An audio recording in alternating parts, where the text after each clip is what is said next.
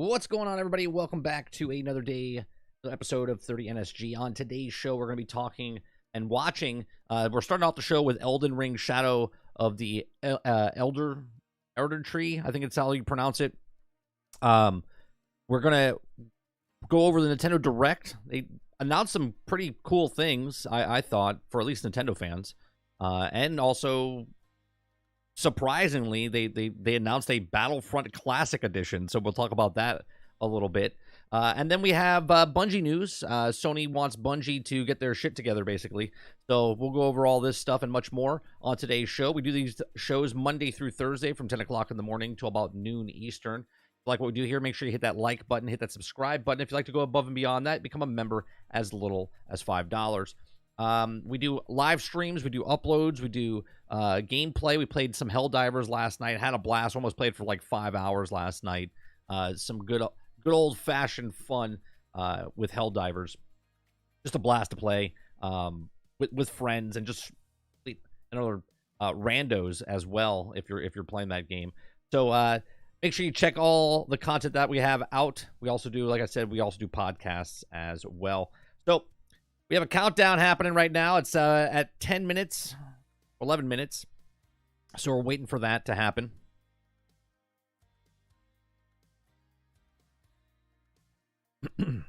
Yeah, Star Wars, and the funny part is, it's coming to PlayStation as well. It's coming to PlayStation, and it's coming to, my son loves playing it, and now they're bringing it to Switch, so I think I'm going to have to pick it up for him on the Switch. It's coming to PlayStation, which is nice. So it's like I don't know if it's an updated version. Like, are they spicing it up a little bit for PlayStation? And is it coming to Xbox? I don't know if it's coming to Xbox yet. They didn't say anything. We saw the announcement on Nintendo Direct. I saw an article about coming to PlayStation. So we'll see if it's coming to Xbox. But if not, no big deal. It's on the other platforms that we can play, and plus I already own it. So, but good times. Good times. I was really surprised about that, and kind of upset though, because if they're doing that, that means there's no Battlefront 3 coming. Or maybe there is. Maybe that's just to hold us off. I don't know. They trolled everyone. It was awesome. What's going on, Worlds? My kids are going to go want me to play some of the Grounded. Oh, Grounded is such a home run to put on the Switch. I said a while ago, I was like, I can't believe they haven't put this. This game is perfect on the Switch. And here it is, years and years later.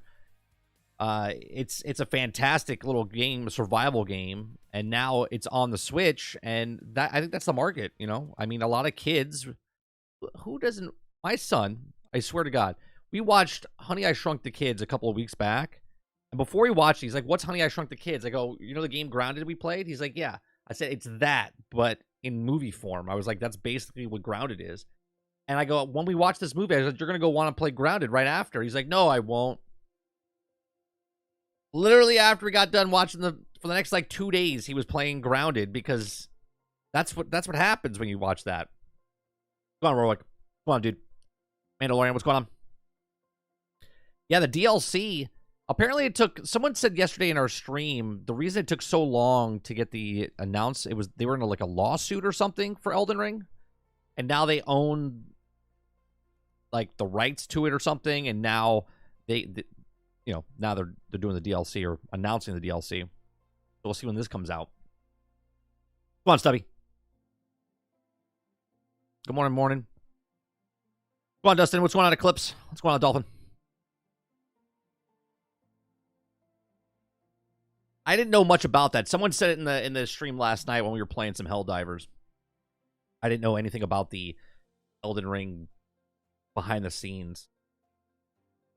I really liked Elden Ring. I never finished it. I'm one of those people that, if you look at the achievement list, started the game, played through. I played 70 hours, never finished the game.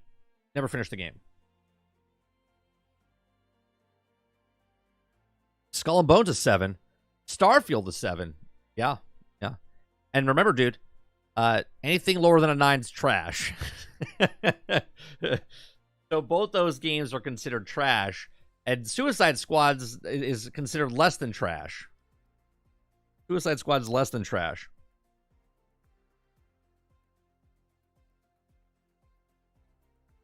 Did you stop at the last boss? No, I never even made it to the last boss. We played the game and I absolutely loved it. And then other games came out and I just stopped playing it.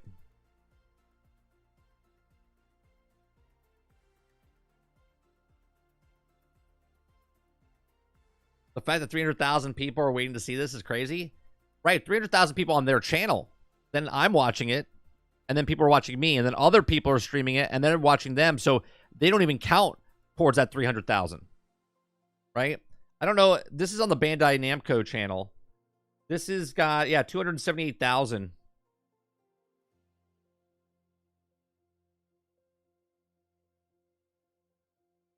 Never been interested in a Souls game? Me either, Dolphin. When I played this, though, because it was open world and I could go where I want, it was a lot of fun. It was a lot of fun.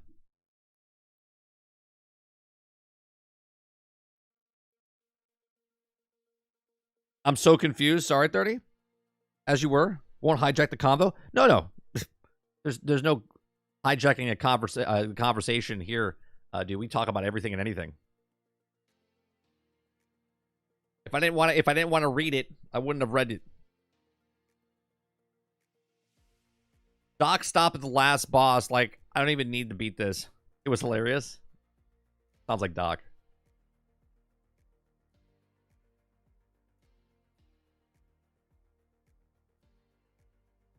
I might spoil one game. Battlefront Classic is coming to Switch March 14th. Dustin, we literally just talked about it. Yeah, you can't spoil something we've already talked about.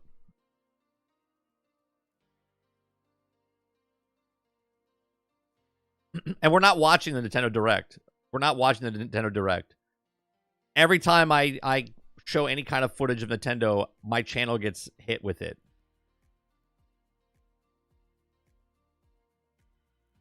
Yeah. We're just going over on stories what they showed. Yeah. I don't cover Nintendo Directs. 90% of it is shit that I don't care about.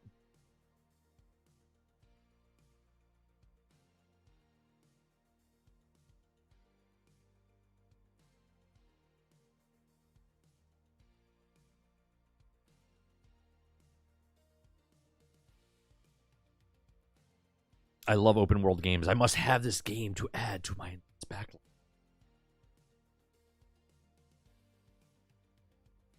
No, Mando. I don't have a PlayStation 5. It's the only place it's coming to.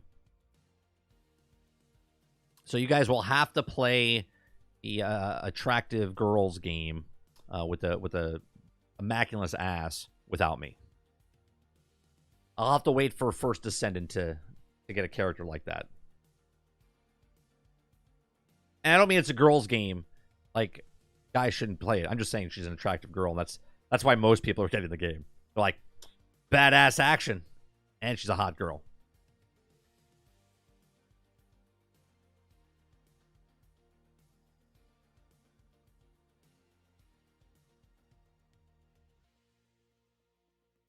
They updated their co-stream policies. Still weird, though. Yeah. No, I'm good. I don't have to cover Nintendo Direct. Most of the stuff, like I said, is JRPGs I don't cover. I don't play. Other games are like weird games, like that Fruit Tetris game they showed, Suki, or something like that. I forgot your Xbox or PC. I'm Xbox and PC. I have a PlayStation, right? I have a PlayStation 4, but they don't make games for that anymore. It's all PlayStation 5. Right, the last thing I played on PlayStation was God of War Ragnarok, Spider-Man Miles Morales, and I'm sorry, I didn't play Ragnarok. God of War, Miles Morales was what, 2020, 2021 when I played it. Or we played it in 2022. What else did we play? There was something else I played.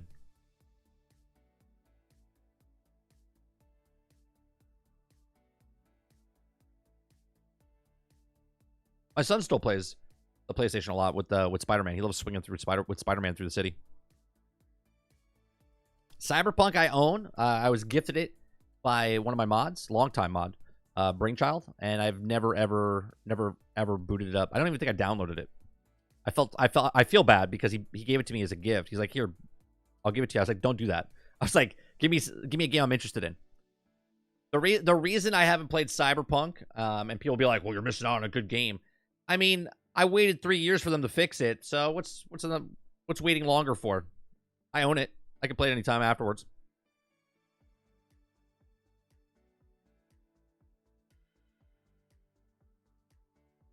I swear to God, if it's another countdown after this, be like, bro.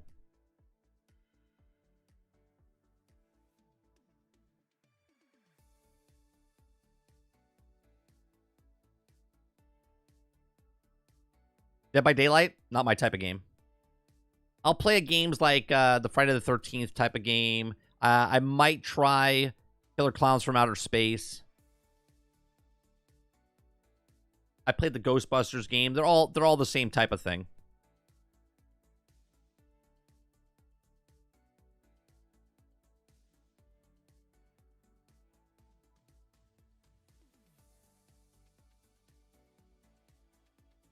All right, we got 1 minute.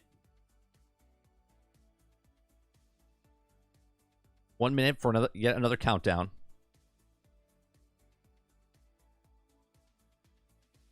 Let me lower that music. Let me raise this volume up.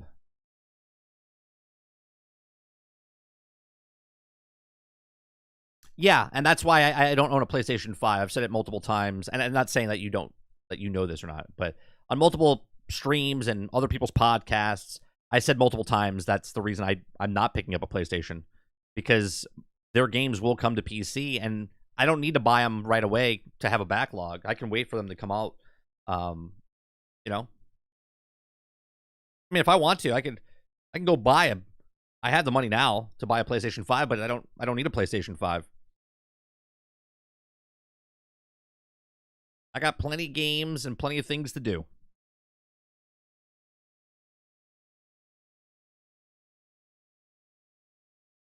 All right, here we go. Peggy 16.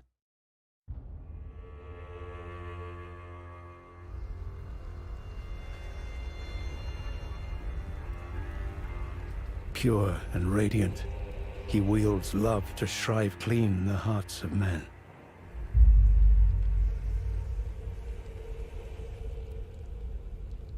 There is nothing more terrifying. Why is my subtitles in a different language?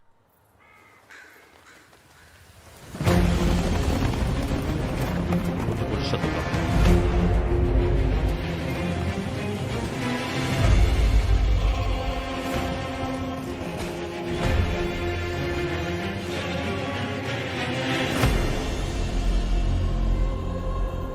In that forsaken place, blood must spill. Blood of your fellows. They are true faithful.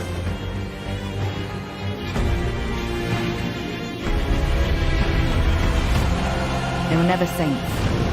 They just happened to be on the losing side of a war.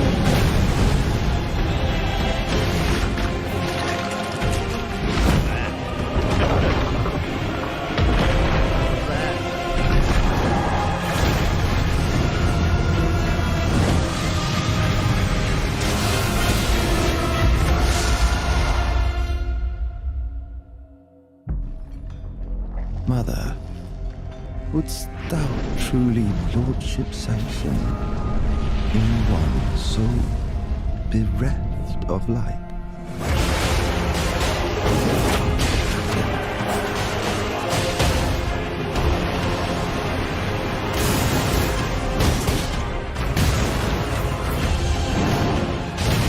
I presume you, too, are keen to know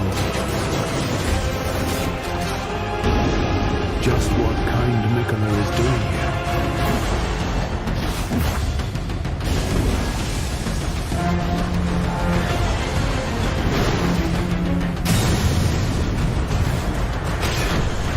Those stripped of the grace of gold shall all meet death in the embrace of Vesper's flame. Come now. Touch the withered arm and travel to the realm of shadow. I will not be far behind. May we meet again.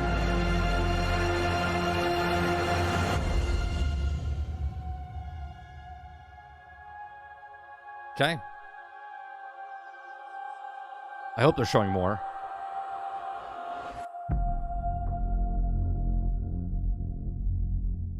$21st? Man, 30 minutes to wait. That's it? They're not going to kind of go into anything? Okay. I mean, I'm a little... we'll back around to this. Let's watch this. Oh, God, I don't want to wait 30 minutes again. Let's watch this again. Hold on.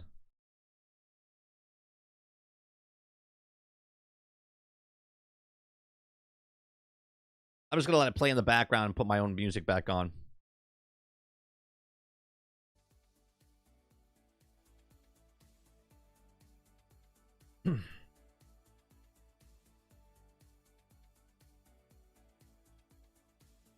Yeah, I mean, it looks fantastic. Here's the thing. I probably won't get this day one. And that's nothing against the game itself. Just at that time when it comes out in June, we might be deep into other games that I'm interested in. And I didn't get Elden Ring right when it came out either. So this looks intense though.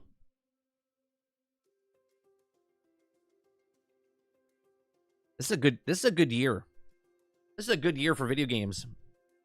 This last year was a good year for video games, but this year already we've had surprises, right?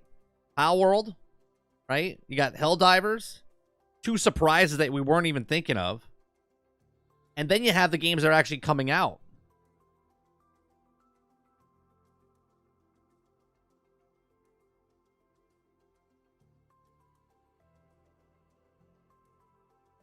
Yeah, look at these boss fights, man.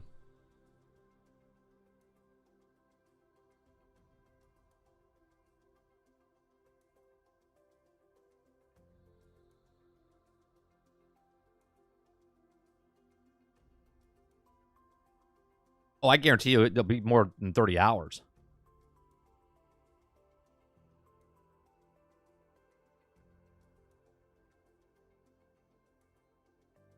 Like, is it adding another area, or is it adding stuff in the areas that are already in the game? You know what I mean?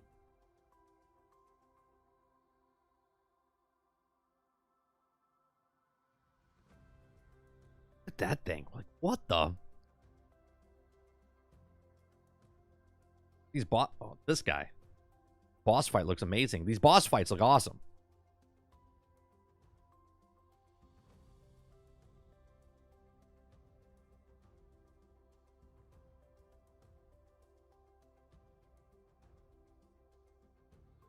I look forward to watching a lot of people do these boss fights without getting touched. You know what I mean?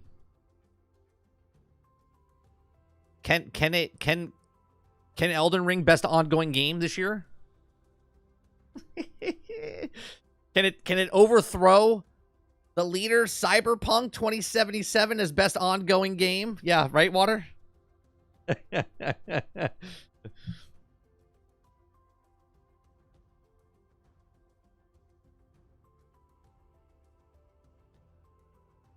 It looks good. It looks great. $40 DLC, it's going to be huge, at least 30 hours. I guarantee you it's more than that. Whole new areas, right? Okay. Yeah, that game is gigantic, and now you're adding DLC to it. Good stuff, man. Good time to be a gamer. Think about this, right? Some of the greatest games that have come out in the last couple years have been games that are single-player games with no microtransactions, you know?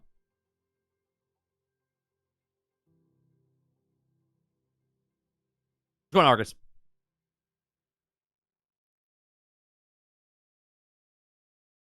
We got a lot of stuff here. We got new patch notes as well for Suicide Squad, so we'll go over that. We got some Nintendo Direct announcements that we're going to talk about. So Elden Ring just happened. Okay, they show the DLC, and it looked fantastic. Okay, now you guys know I'm not a big Souls guy, But at the same time, we played Elden Ring. We played about 70 hours worth of Elden Ring. Never beat the game. Probably never will. But it's a fantastic game. And I'm glad that they're coming out with DLC for people to sink their teeth into. And it's, what, $40? $40 DLC? Fantastic, right? Just another banger coming out here in 2024. Let's go over to the Nintendo Direct. Everything that we had at Nintendo Direct, right? There's a lot of garbage to go through, right? Nintendo Direct was out this morning before Elden Ring's announcement. And what they did was they did Switch Online, getting ready for a handful of classic rare games, including Blast Corps. They had RC Pro-Am in there. I was like, dude, I was more excited about the shittier things in the Nintendo Direct than the new things that were coming out in Nintendo Direct, okay? They had a sizzle reel showing upcoming games, right? They had Pocket Card Jockey, which is a remake, Ride On, which is like a horse racing game that they did. Developer, publisher, Pepper Grinder launches March 28th. The demo is out today. What I like of what Nintendo Switch is doing as well, we just played the Mario vs. Donkey Kong demo. I love that they do demos. I love that they do demos on the Nintendo, right? Like, we're going to pick that game up. My wife played it. You heard that correct. My wife was like, what's this game? She played the demo and was like, oh, can we buy this? And I was like, sure. Okay, so she wants to play, and it's smart for them to put demos. My son's going to be very excited about the retro games. He's been playing a lot of retro games on the Switch, and now that Rare has their games on there, like he gets to experience Battletoads, right? He gets to experience RC Pro-Am.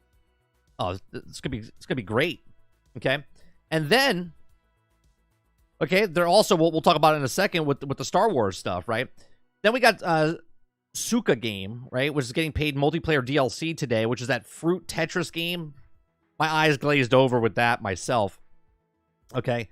You got a Souls-like, another Crab Treasure, got on April 25th release date. You got Fantasy Life, A Girl Who Steals Time, is coming out October 10th. World of Goo 2. These are things I'm not interested in. Okay. Not saying because I'm not interested doesn't mean you all might not be interested. But I'm not interested in World of Goo. Super Monkey Ball. Banana Rumble brings a 16-player online mode June 25th. Gundam Breaker 4 is coming out this year. Sword Art Online, Fractured Daydream will bring 20-player co-op this year. You see what Nintendo's doing here, right? You see what they're doing here? Back in the old days of Nintendo, they used to be really couch co-op associated, right? And you could still do that with a lot of their games. Nintendo does it like nobody else as far as couch co-op, okay? But on top of that, a lot of their games that they're bringing out are multiplayer. 16-player, 20-player. They're diving back in the old days. We had that little controller you plugged into player 1, player 2 had the 4 thing. You played some RC off-road. You played what was some other games that we played that were multiplayer. It's like fantastic, right? You could play NES football, 4 players, okay, 2 and 2 on each side. You could play NBA Jam. You could play all those games, right? So they're really looks like they're really diving in back into it. South Park Snow Day. It's coming out on the Nintendo Switch, right? So that's a big surprise. Okay, the first Monster Hunter Stories is getting an HD Switch port with full voice acting. You got Unicorn Overlord. Got a new trailer ahead of March release date. A demo is out today. Another demo. Puzzle game Arranger, a role-playing adventure, is coming out this summer. And Ender Lies sequel, Ender Magnolia, Bloom of the Mist, is coming out this year as well. Some of the big things here that are coming out for Nintendo Direct, or for Nintendo, and it's also coming out for PlayStation. We have an article we're going to read about that. Star Wars Battlefront is making a nostalgic return. One of my favorite games of all time is Battlefront 1 and 2. I love the Conquest mode. We were just talking about it the other day because we were playing Helldivers, and I was like, man, can you imagine if Star Wars Battlefront 2, the newer version, had Conquest mode? It would be one of the best games out there. It's still one of the greatest games out there. Okay, but now they're bringing back the original Star Wars Battlefront games, and Nintendo Switch owners are getting ports of the series' first 2 games in from Star Wars Battlefront Classic Collection. A package will include online play, 64-player battles, and even some new characters and maps. That's huge. New members or new characters coming out. That comes out March 14th. It also comes out on PlayStation. Epic Mickey's Refurbished brings back Disney's classics. One of the show's true surprises, 2010's Epic Mickey. Has it really been 14 years since that game came out?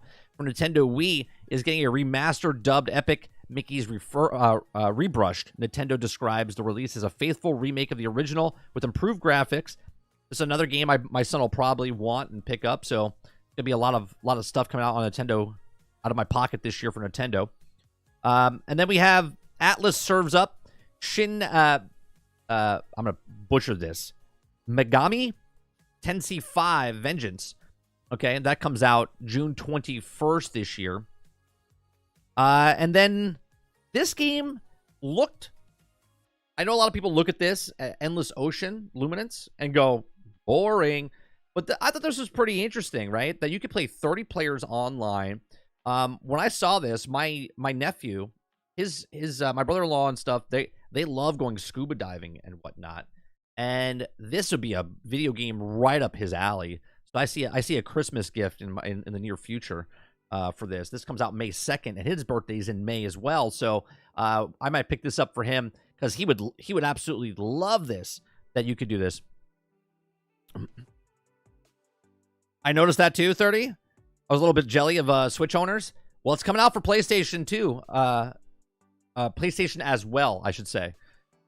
Right? And then you have Pentiment and Grounded both jump. Now, this is interesting because last week's Direct or podcast, whatever, was on Thursday.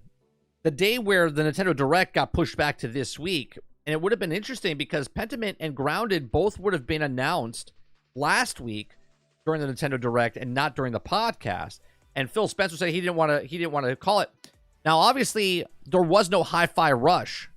So now people are thinking, like, wait a minute, where's Hi-Fi Rush going? Because everyone thought Hi-Fi Rush was going to Nintendo. Maybe Hi-Fi Rush is still out there and it's going to PlayStation, but no one said anything yet. So it says, after weeks of speculation and rumors, we finally get some truth about Xbox multi-platform. Both Grounded and Pentiment are coming to Nintendo Switch and had the announcement drop before Xbox Business Update last week. And it's also a bombshell news. Instead, it dropped a bit, conclusion taking a bit of the announcement. Even so, it marks a major moment for Xbox and it begins the experiment of traditional console exclusives. Grounded is coming to Switch April 16th, while Pentiment will launch tomorrow. Pentiment comes out tomorrow. Grounded comes out April 16th. Grounded, I said years ago, I was like, man, this would be a great game for Nintendo Switch because just the type of game it is. And this is huge. Grounded's, a lot of people give Grounded, like, it's a fantastic game by Obsidian. Matter of fact, both games are by Obsidian, if I'm not mistaken. And Grounded is such a good game that now they open up to 133 million more people that could potentially buy it on Nintendo Switch, and it's a fantastic game. I think that game will be very successful over on Nintendo. Yeah, over on Nintendo Switch. So that's basically what happened at the Nintendo Direct. The big ones coming out of there was the rare old games of Rare coming out, the classic nostalgic editions, right? Star Wars Battlefront 1 and 2 original, right? All of a sudden coming out of nowhere, right? And then obviously Grounded, making the announcement over here.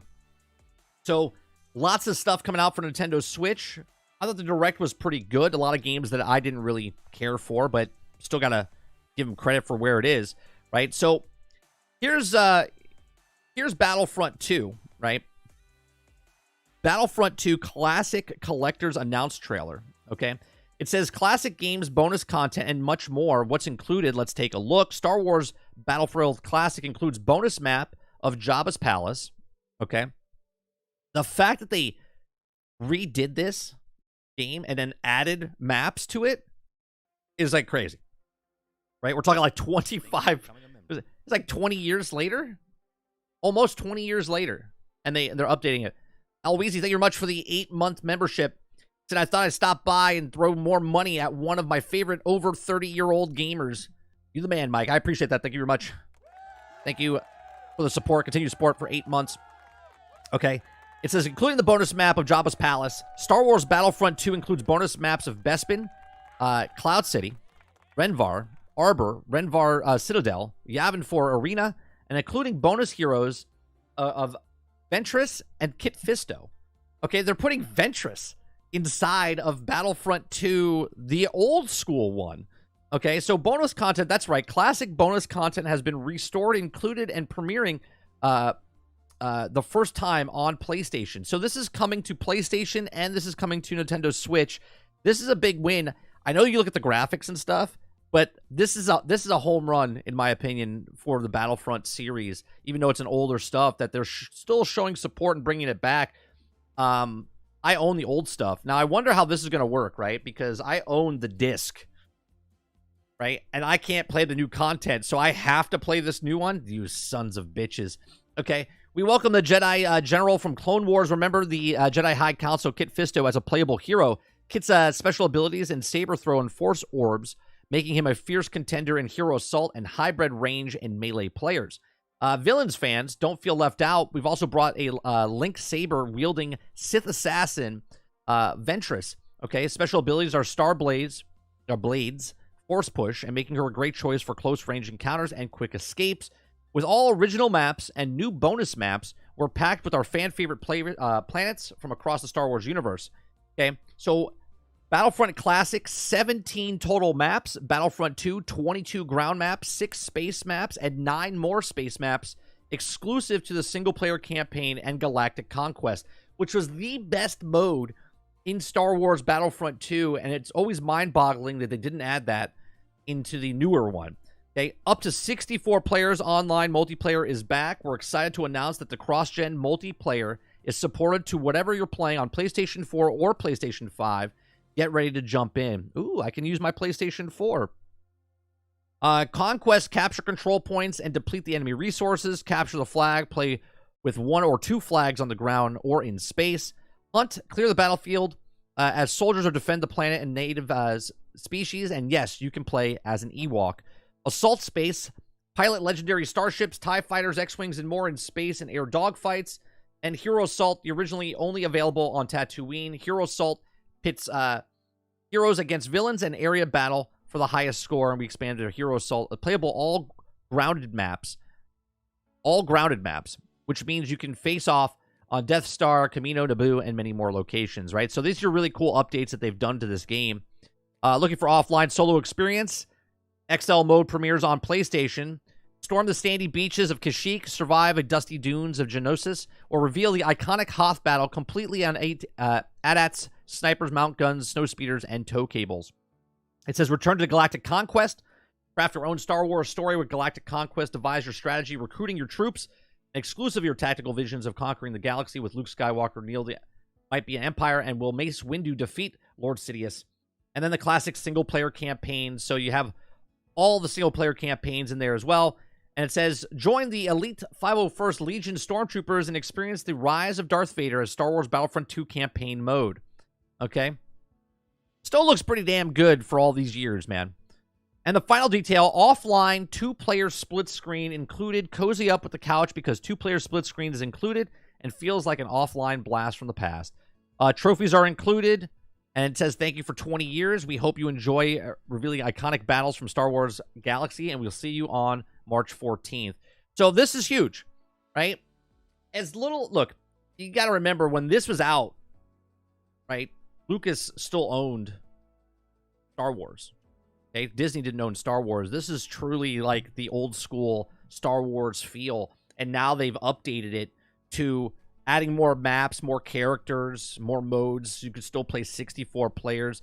This is absolutely a win for Star Wars fans if you're a gamer. You got some more stuff. Yes, it's old, but at the same time, I think it'll be a good pickup. We might pick it up and play it on stream. Good old Star Wars Battlefront 1 and 2. It looks dated as far as the graphics go, especially when you compare it to the new Star Wars Battlefront 1 and 2.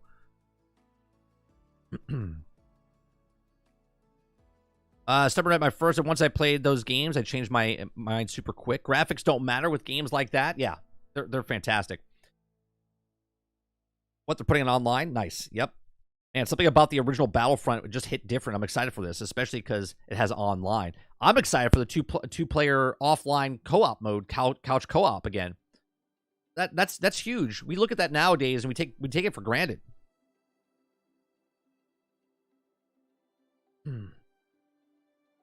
Are they doing the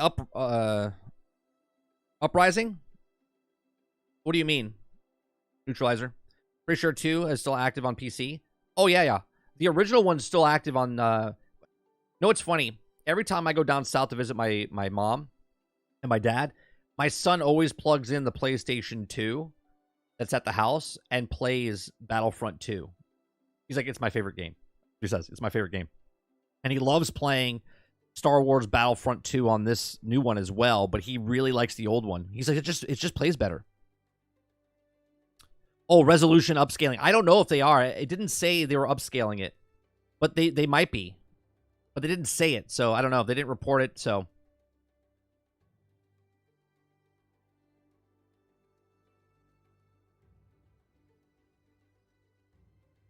All right, so we got Grounded. We did the Nintendo Direct.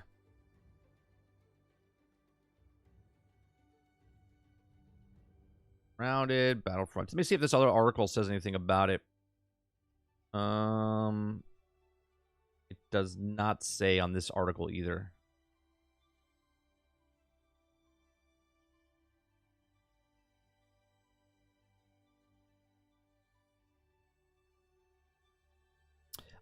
If you have the old, if you have it on Steam, right? If you're playing on Steam, you can do the mods and have like Mando in there. You can have Ahsoka Tano. You can have Ventress and stuff like that.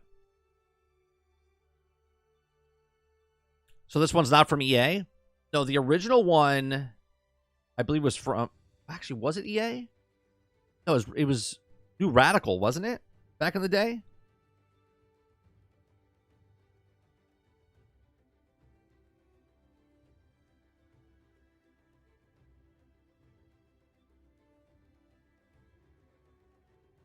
Pandemic.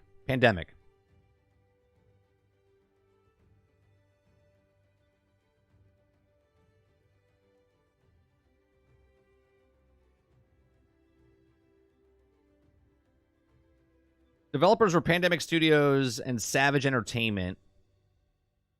And I think they published it, if I'm not mistaken. Publisher was LucasArts. Yeah, publisher was LucasArts. EA had nothing to do with it.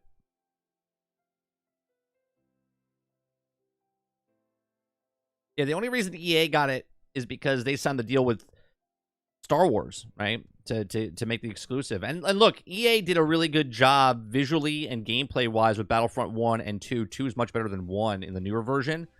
But they just missed the ball on some stuff. And maybe they couldn't do Conquest Mode because maybe they held something to it. I don't know. Come on, Mo.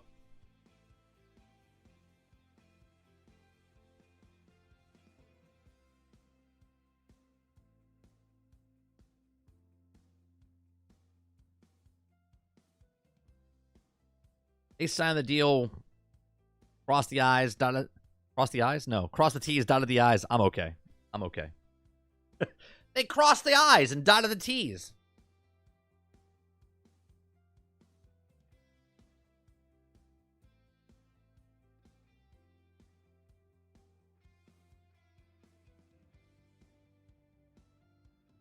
All right.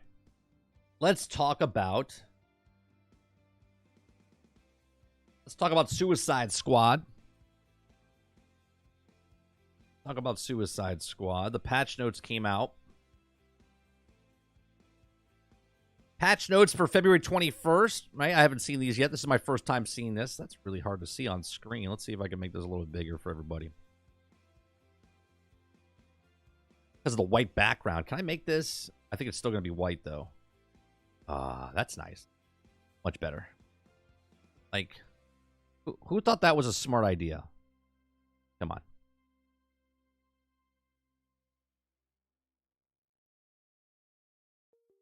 All right, so patch notes for Suicide Squad. If you guys like what we do here, before I read into this, we just cover the news. We have conversations, go back and forth, give you kind of a rundown of stuff that's happening out in the news every single day from the day before.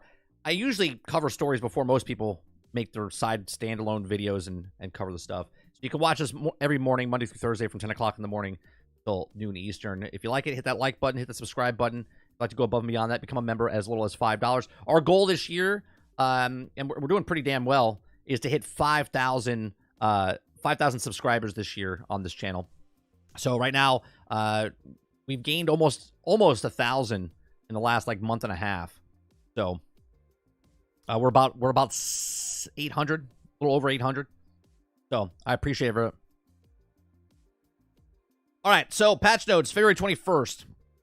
Hello, Task Force. The main focus on this patch is to address a number of issues and what we've seen players run into since launch. Amongst these fixes are various crashes, progression blockers, connectivity issues, and several server-side improvements. Hey!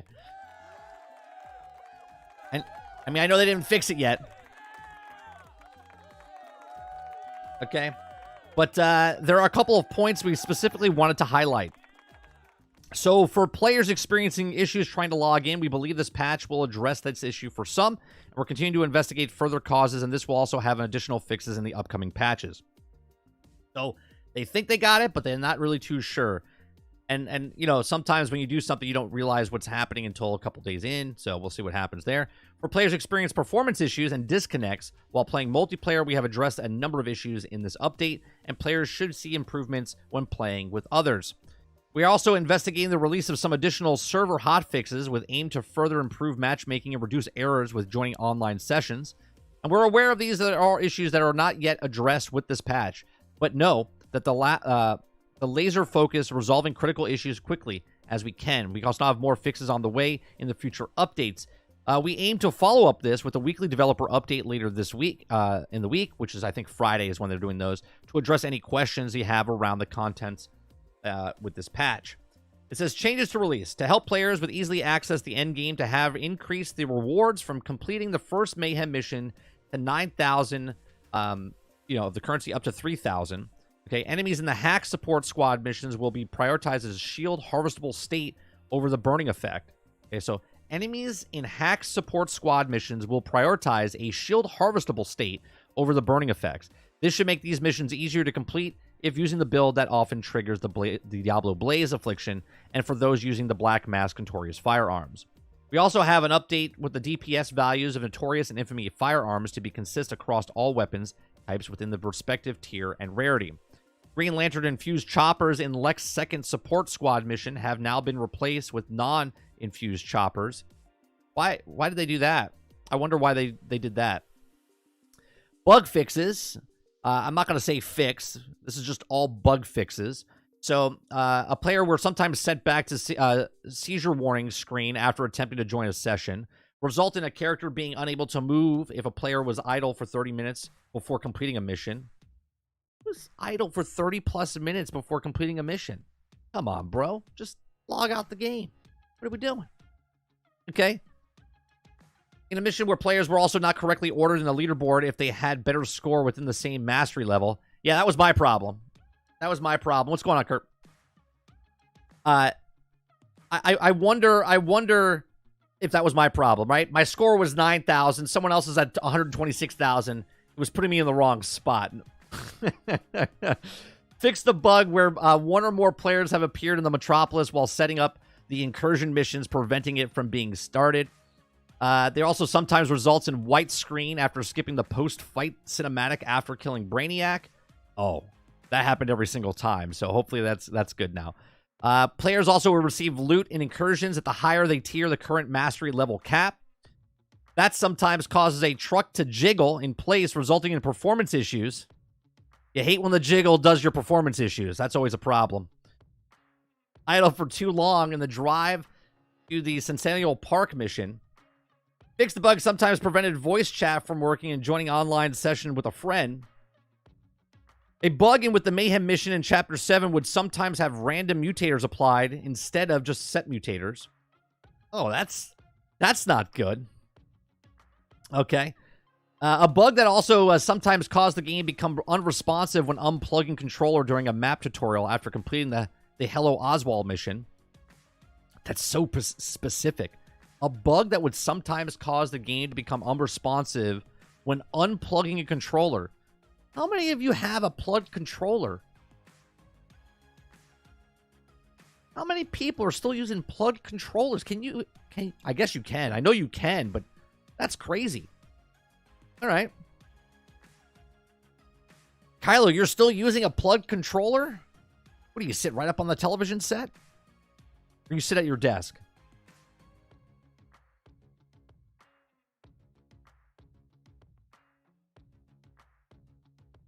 That's crazy though, Mo, because when you go to the store, you barely see a wired controller.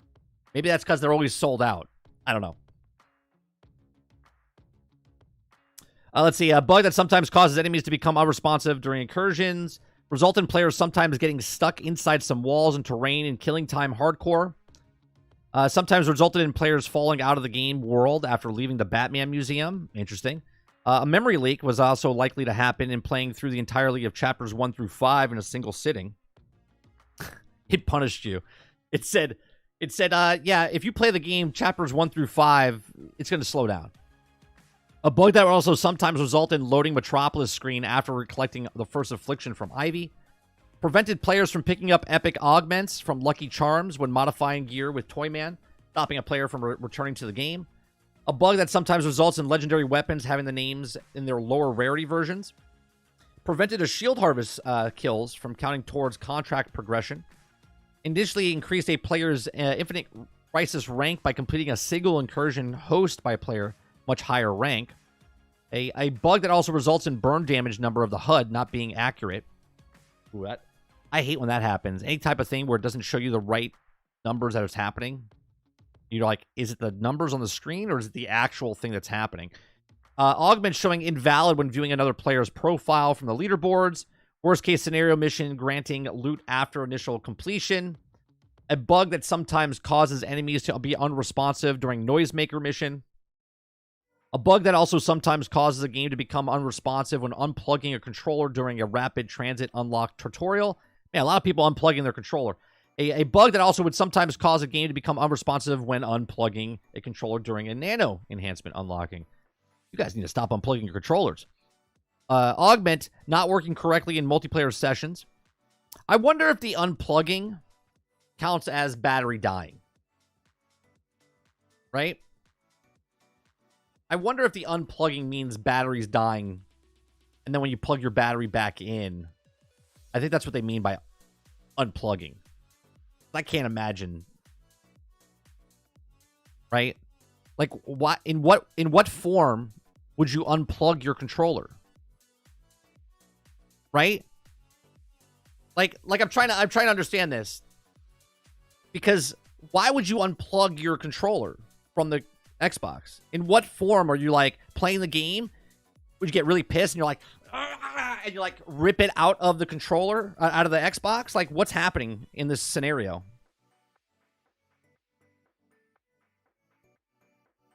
Like, I'm just trying to picture this. It's got to be batteries. Got to be.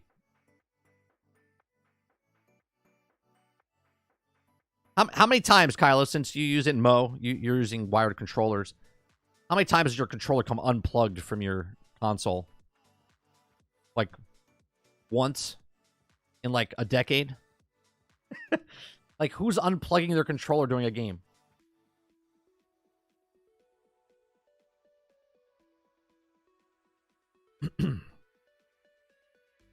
A bug that would place players inside Lex Tower garage during the Batman's Last Ride mission. Post disconnect during the cinematic. Potential concerns cinematic for the Best Frenzy Forever mission. Privacy policy button opening up in the wrong link. Various localization inaccuracies in the game store. And they have a lot. Holy Christ.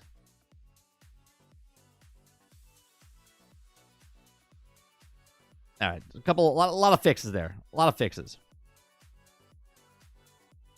So hopefully the server issues will be fixed, majority of them, not all of them, because it says they're still working on them. Maybe they're wording it wrong.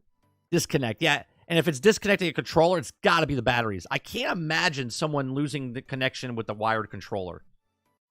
It says unplugged. Maybe they should have used disconnected. Either way, we're splitting hairs here.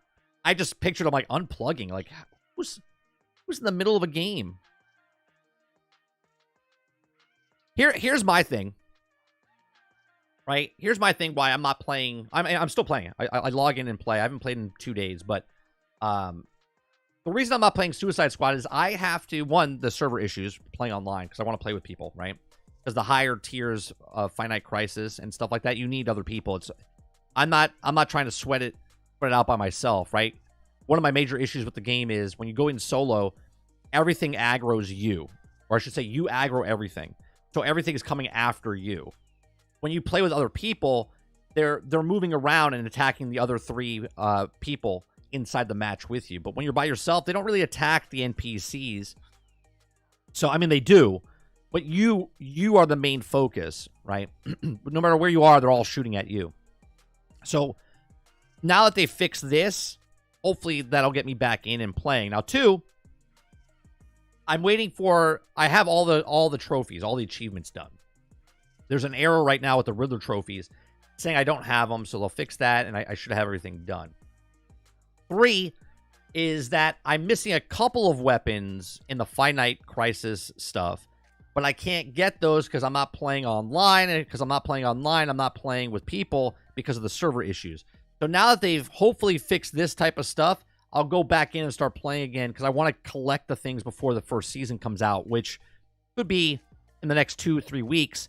It could be early March, or it could be, mid to late, but I think it's going to be earlier than not, just because of the way the Twitch drops come out, right? They stop right now. I think is Deadshot, and then Captain Boomerang is the next one, and that goes up to the last week before March.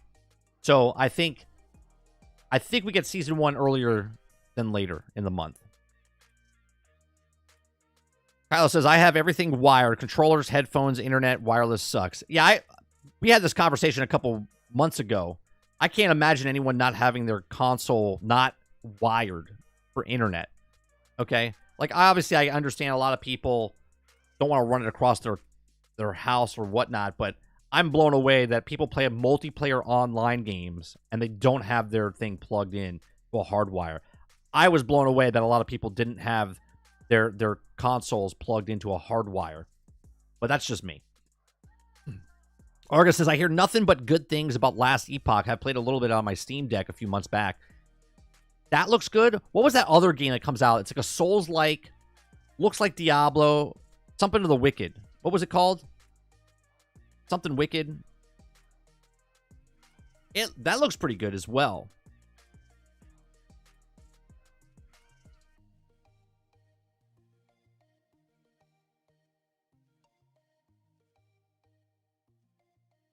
Let's see. Rose says, I'm playing, but I haven't done any endgame stuff because the levels are locked. So no point last few days. Play just been doing the Riddler stuff for the trophies. Well, hopefully this patch fixes that for you, Rose. Hopefully that fixes it for you, that you can get back in. I'm tired of charging junk. The one thing I have to actually replace my batteries. I have batteries, and look, I don't even put the cover back on, right? I literally just pull it out, plug it in. My son also uses it, so now I have to buy another pair because we're swapping out, and sometimes I reach for a battery, and there's not one there. Because I don't like when I'm not, like right now, the battery's not dead, but it's also not full. And I don't want to put it on the charger. I try to drain the battery completely and then plug it in because I don't want to ruin the cycle. You know what I mean? I try to drain it all. And then when it's on the charger and it's full, I take them off.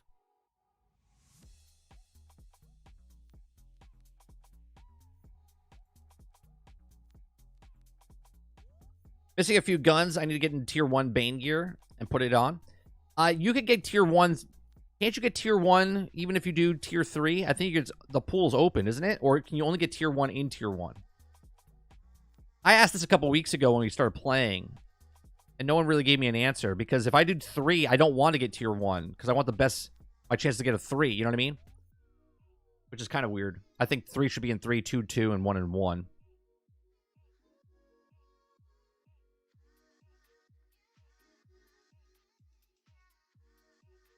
Yeah, but I usually get 3.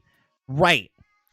So I would hope that you would get a 3 in 3 when you're going for it. But if you're a collector, you want to get that 1. I'm missing one thing in tier 1. And I have to go back in tier 1. Microsoft keeping big batteries in business. Yeah. My Xbox Elite Series 2 battery chargers last forever. I can play a full day and still play all day next day without charging as well. I'll tell you what, Suicide Squad, if you have that rumble and stuff on, it drains the battery pretty damn quick. I have all tier 1 and 2 stuff, but only Bane Sniper from tier 3. I'm missing 2 from tier 3. I'm missing 2 from tier 2, 1 from tier 1, and then 1 from the Notorious. You can get tier 1 in higher masteries. Right, Tori, and that's so that's what I don't like. I wish that you didn't get any tier 1s in tier 3. Do you know what I mean? Because getting a tier 3 is harder because now the pool from 1, 2, and 3 are in 3 instead of tier 1, tier 2, tier 3. It's almost like getting a blue. You know what I mean? Like in any kind of looter shooter, like you're going for like high tier gear and they give you like a blue and you're like, why am I still getting blues?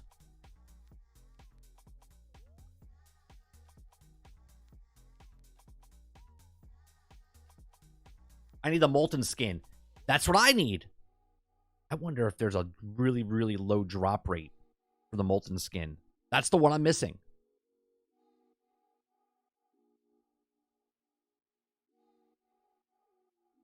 I wonder if there's a really low... Anybody else missing the multi-skin? Or the Molten? Anybody else missing that? You got that one, Mo? Yeah.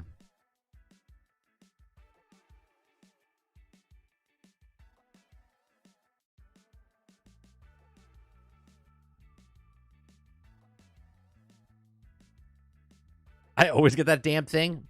Now you know what I'm going to say, Mo, right? Now you know what I'm going to say. I'll give you one guess. What am I going to say next that this game should have?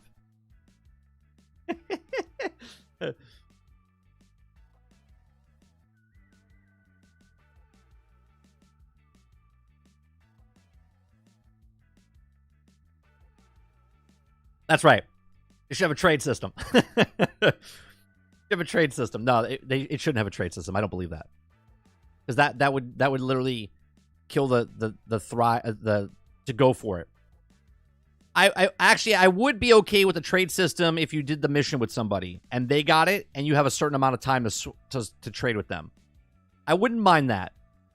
I wouldn't mind that. But I don't want to trade with someone that's not in the group. So like if we did the thing together, you got the drop, I got something else, I'm like, I already have this, you want this, we could swap. I would be okay with that.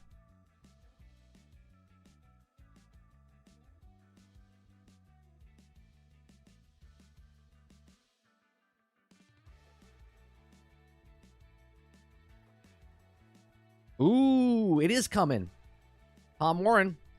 The Star Wars Battleground Classic Collection is launching on Nintendo Switch, PlayStation, Xbox, and PC Steam on March 14th and supports 64 players, so it's coming to everything.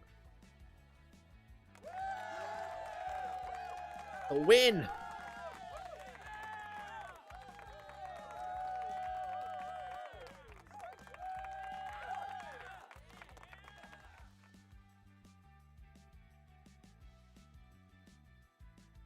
I love that Nintendo Direct happened.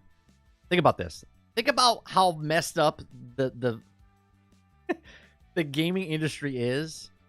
That we have Nintendo Direct, we have an Elden Ring thing. There's so many new games coming out, and the internet's blowing up right now. Look at this. The internet's blowing up right now of everybody talking about Star Wars Battlefront collectors coming out. Yeah, Jones. So they just announced at Nintendo Direct that the original Battlefront 1 and 2 is coming out. The collectors, right? So you get 1 and 2. They updated campaign. They updated new characters, 2 new characters, like 6 new maps, and everything. When is the Nintendo Direct? It already happened this morning. It happened this morning.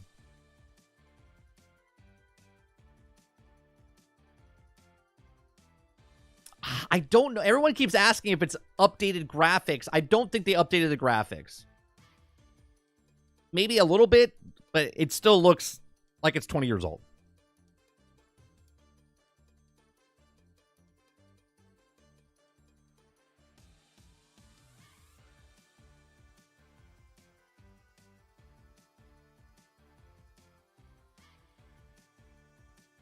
Yeah, it's updated to Unreal 7.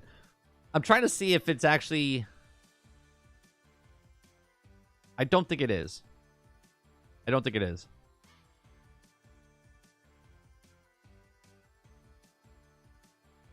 They announced Grounded and Pendiment coming to Switch.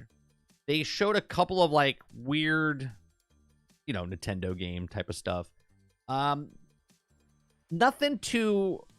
For me, Rose, I would say no, but you might want to go check it out and see, because there's a lot of stuff that I'm just not interested in that Nintendo does. I'm more interested in the stuff that that was surprising, like the Star Wars Battlefront one was the rare. They had the rare nostalgic online stuff, so like RC Pro-Am's coming out, Battletoads is all hitting the Nintendo Switch and stuff like that. Rose says, I need a new Mario Golf in my life.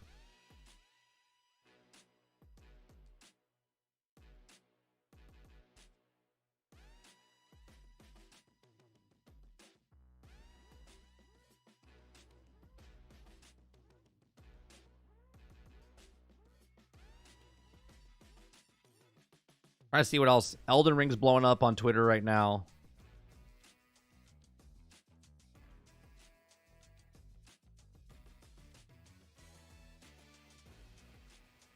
Dude, 64-player multiplayer for Star Wars Battlefront.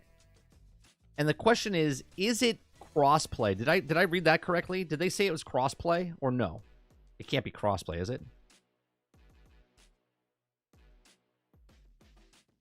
I know it's cross-platform.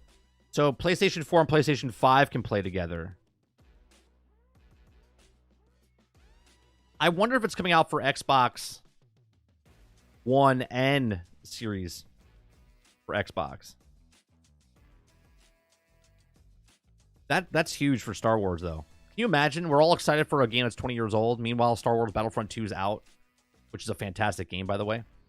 I just think it's funny.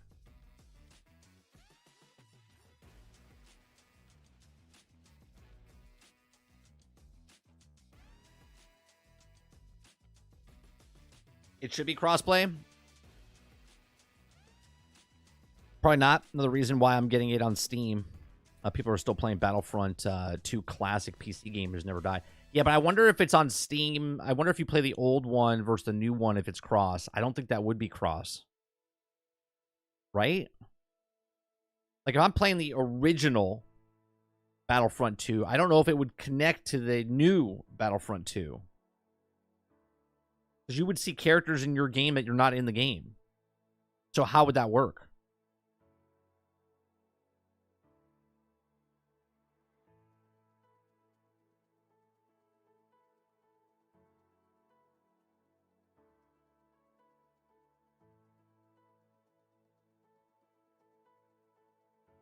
New game should be cross-play, but not with the old one. Right. And that's what I think. That's what I'm saying, Jones. I don't think... Like, obviously, PlayStation 4 and 5 can play. But if you have the older version and you're still playing it, it's not going to work with that one. And if you're on Steam and you own Battlefront 2 20 years ago one, I don't think that's going to be on the same servers as the new one. I could be wrong. But we'll see. Maybe it will be. You know what? This gives me hope, though. I'll tell you what. I know it has nothing to do with Xbox and Activision and stuff, but seeing the Star Wars games get brought back to the current day, and it's not an updated version of it, right? Because we have the updated version of it. It's just the older nostalgic one coming in. This gives me hope for Ultimate Alliance. This gives me hope for Ultimate Alliance to come back out on the newer platforms.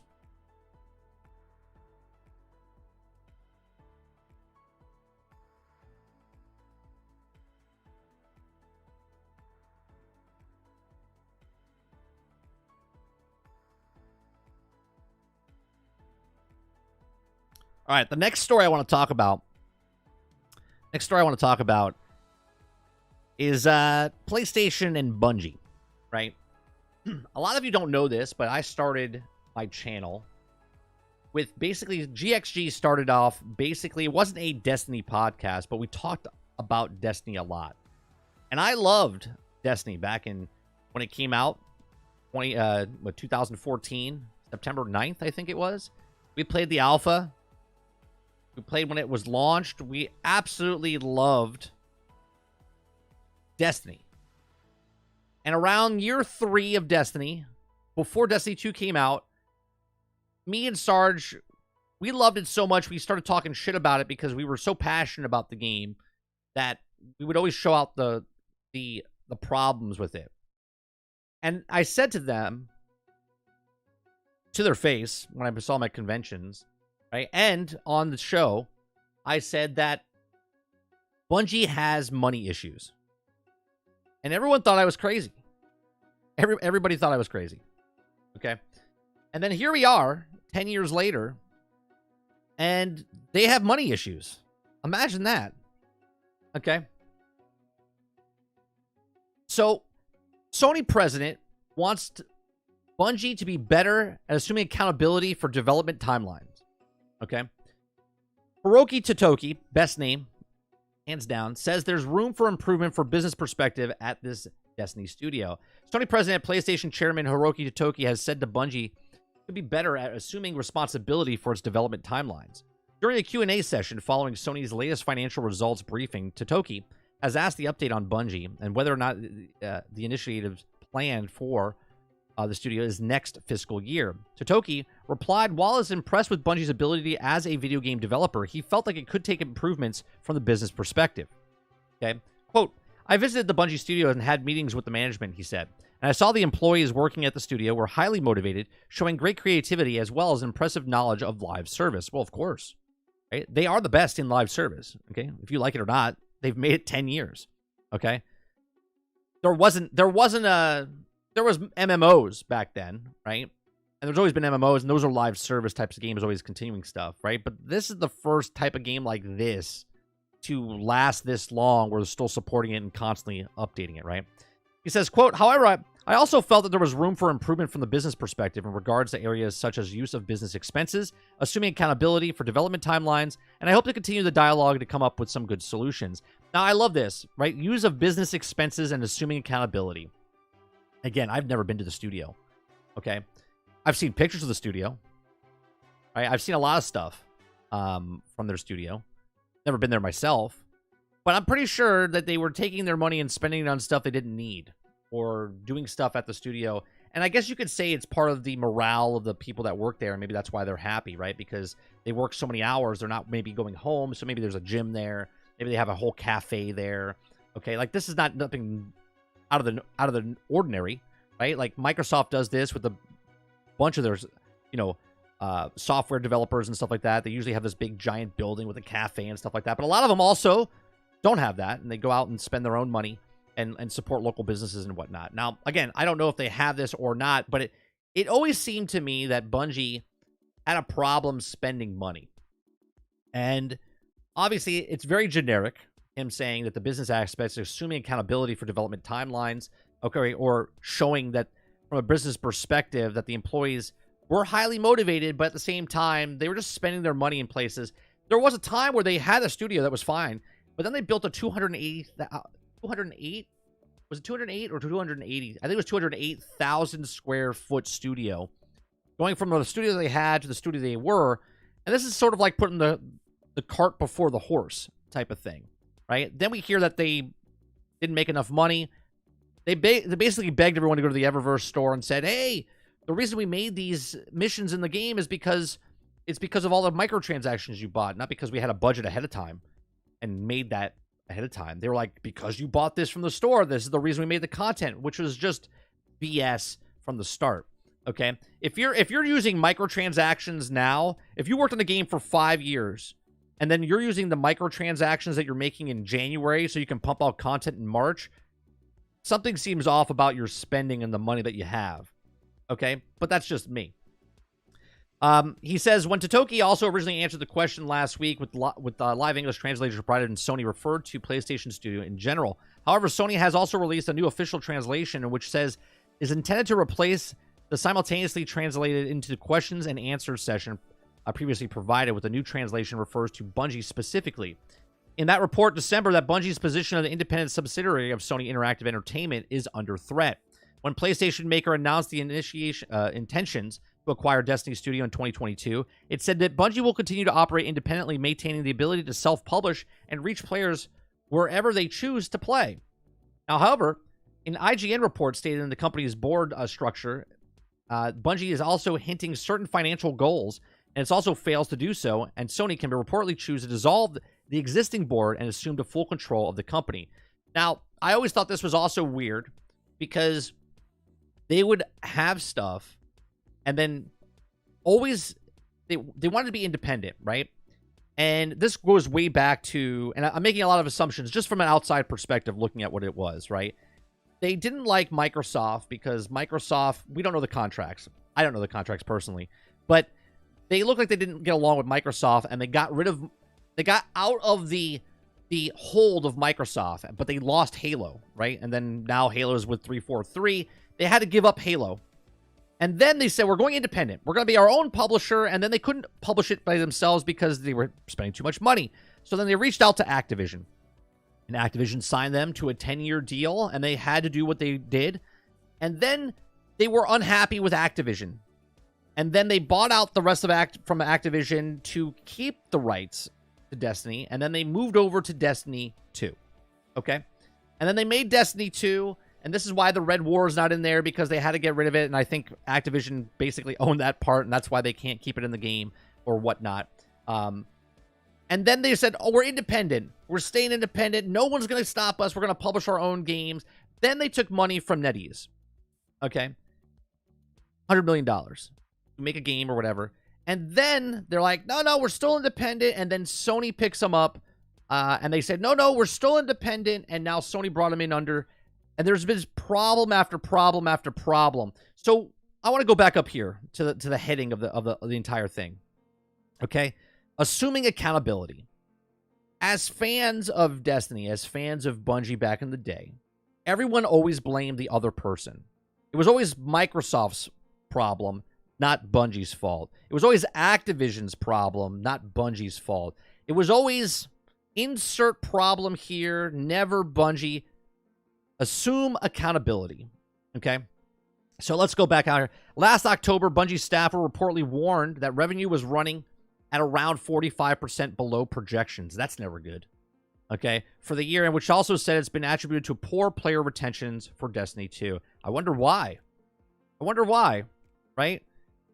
Putting stuff in the game, taking it away, saying certain things, putting more stuff in the microtransaction store, waiting and waiting for more stuff. Video games are hard. Of course video games are hard. So is roofing. So is digging a ditch and making roads. But here we are. Okay? Struggling to meet the targets and with threats of potential Sony takeover looming, Bungie's leadership reportedly embarked on a wide range of cost-cutting plans and saw hundreds of studios, 1,200 employees laid off. Okay? Bungie's official delayed upcoming Destiny 2 expansion, The Final Shape, in November, originally given a February 27th, which, if I look at my calendar, it's 6 days from now. 2024, The Final Shape will now launch in June 4th. Totoki assumed at the role of chairman of Sony Entertainment last October, ahead of Jim Ryan's CEO's retirement or push out, and will act as interim CEO till April 1st. So when will we take more hands approach on the company's games division? So it's very interesting to see what's happening to Bungie. You know, we always think that and I'm not saying Bungie's done, but I don't know what deal they signed with Sony where all of a sudden, if they didn't hit certain things, you basically get eaten up, right? They said they wanted to stay independent. But yet upper management literally signed the dotted line to basically give Sony the company if they didn't make the marks, which is just insane to me. So it'd be interesting to see what happens. And now I wouldn't be surprised if Sony now owns not just Bungie. And if Bungie ever wants to get free, they can get free. I think they can get free. They might get eaten up, right? Or they can make a deal going, look, you can have Destiny. Just let us go so we can go make our own or other things, right? They did it once. They did it once before.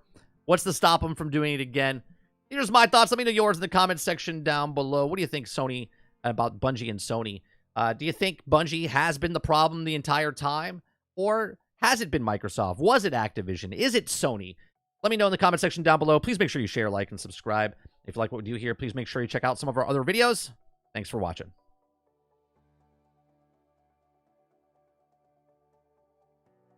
Let me see what you guys are saying here.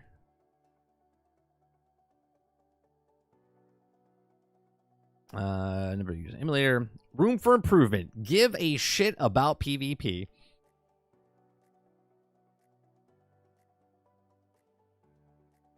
Dude says, back in the day, there was an MMO. You had play RPG in your friend's house, and you'd also you take turns. It was an MMO, and it was like it. I loved it. Grumpy old gamer. Yeah. It's my turn. It's my turn. You died. Can I play? You said you're going to do the last dungeon. Let me do this one.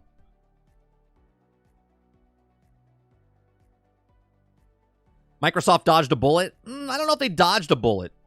They picked up their own bullet with 343 and what they did to the Halo franchise. Say what you want about Bungie, but they made a good Halo. But then again, if you think about it, you know, Halo and now Destiny, when Halo first started, amazing game. When Destiny first started, amazing game. But then they go on, kind of go off. So maybe Marathon will be an amazing game. I'm not going to play it. I'm not going to play it. I might pick up a Bungie game if they do Destiny 3, but I wouldn't pick it up at launch. It would be like year 2 or 3 before I picked it up.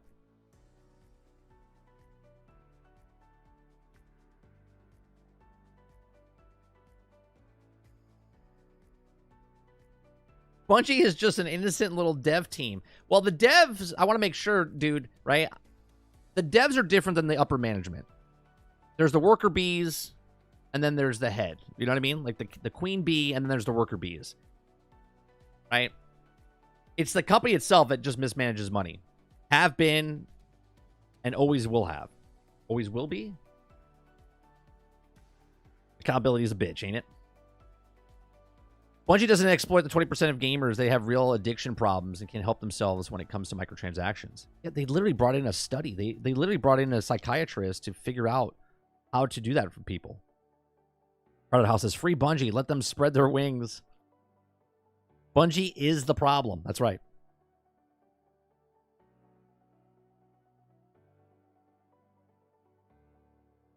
Management's a mess.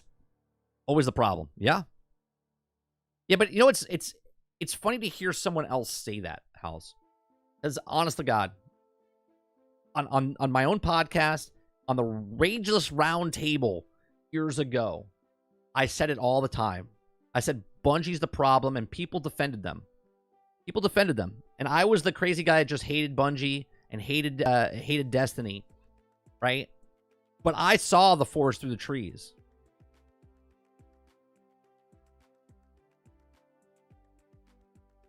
And I'm telling you, Destiny and Bungie is like the ex-stripper girlfriend that you love, right? You're infatuated with them. You can't. Your mom, your dad, your brother, your sister, your cousin, your aunt, your uncle are all telling you, you shouldn't date this girl. She's bad for you. And you're like, you guys don't know what you're talking about. I'm going to marry her. I'm going to marry this girl. Destiny. Destiny, my stripper girlfriend. Okay? Like, that is the way people talked about Destiny, right? Destiny could do no wrong. Bungie could do no wrong. And then it comes out that Destiny is batshit crazy. And you're like, I don't know how I didn't see it. And now everyone's oh, I knew it. I knew it was upper management. They had problems from day one. I knew it. I knew what it was.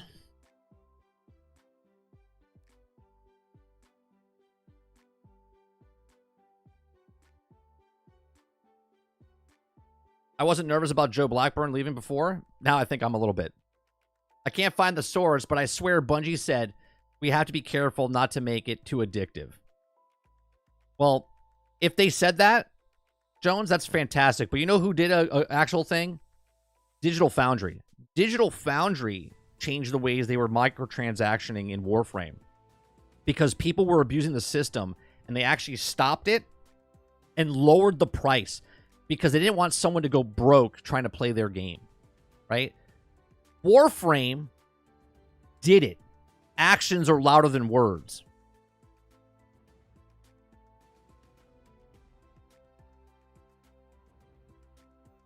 Big T says, in all these scenarios, Bungie's in the common denominator. Not hard to see the problem is. Right. But I said, what did I say? I said Digital Extreme, right? Did I say Digital Foundry? I meant Digital Extreme. If I said Digital Foundry. Right? Like, I said it before they left Activision. Right? I said it before they left Activision. And then when they left Activision, everyone's like, no, it was Activision holding them back. And this is, I'm like, bro, you guys are so blinded by this. That stripper girlfriend analogy seems personal, 30. No, actually, I never dated a stripper. Never dated a stripper. I knew plenty of them though. Never dated them though. You don't date the stripper.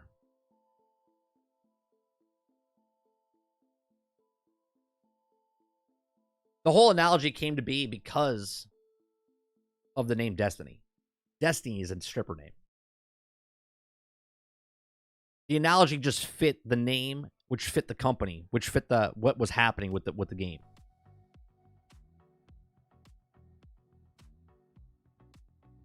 Next on stage, Destiny.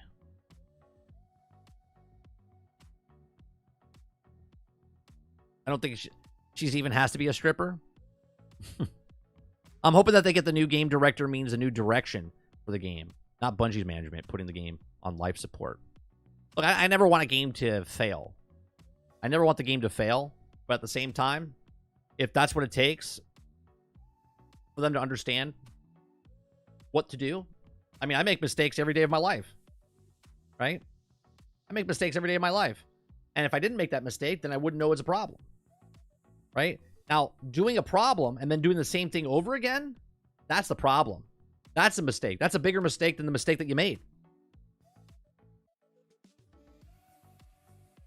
If you didn't make mistakes, you wouldn't learn. Bungie's not learning. They just keep making the same mistake.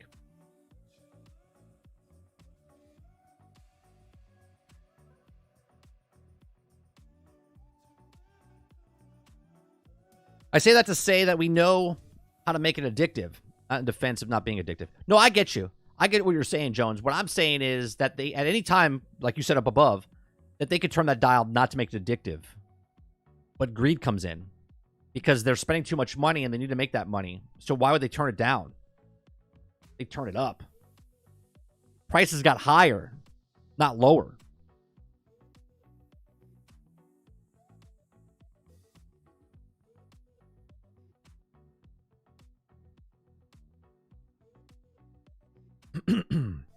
Bungie making the same mistakes and people just applaud it as doing it right now, the right thing. Right. Because people, not that Microsoft was the good guy in any way, shape, or form, but people like to choose sides without knowing stuff, right? And Bungie left Microsoft and they're like, oh, well, Microsoft was trying to hold them down. Bungie doesn't need Microsoft. And this is back when they first started. Okay? And they left, right? A lot of people don't know this, but Halo was an Apple game. It was a top-down. Okay? And it was on Apple. And then they didn't ever make it. And then Microsoft picked them up. And then they turned it from a third-person top-down to the first-person, what we all got and loved for Microsoft.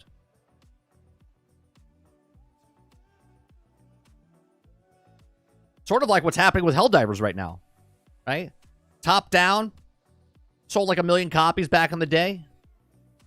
Right? If that, I don't know. I didn't look it up. Helldivers. Okay? And now they change it to this third-person action-adventure game. Right? And people are absolutely loving it.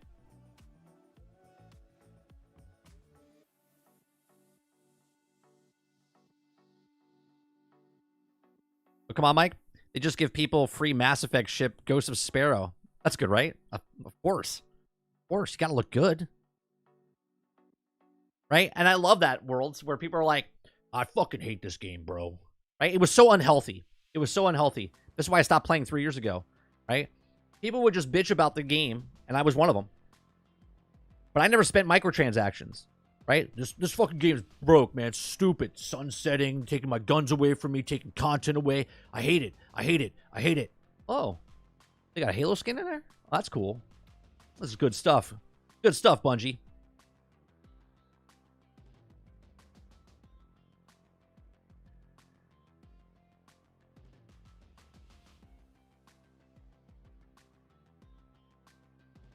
Let's see. They found so many different things to monetize in that game. It's crazy. Yeah. They were like, wait a minute. It's addictive and we can make a lot of money? We do need a new coffee maker. We do need a massager inside this. Everyone's got massages on the back of their chairs. There's a workout room. Catered lunch every day. Really expensive chef. They just keep paying for it. They're like, yeah, we got a in-house chef. We can't afford that. Let's get rid of PvP. And let's raise the microtransactions by 10%.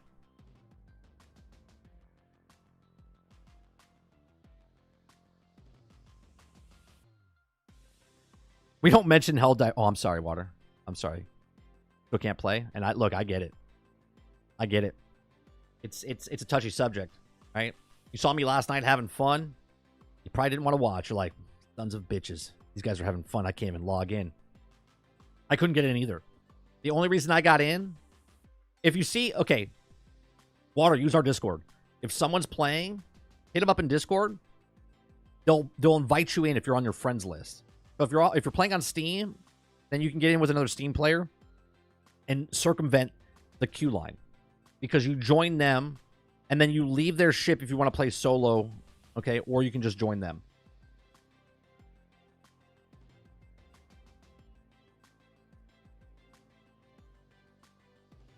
Oh, you hate your job right now? Pizza party.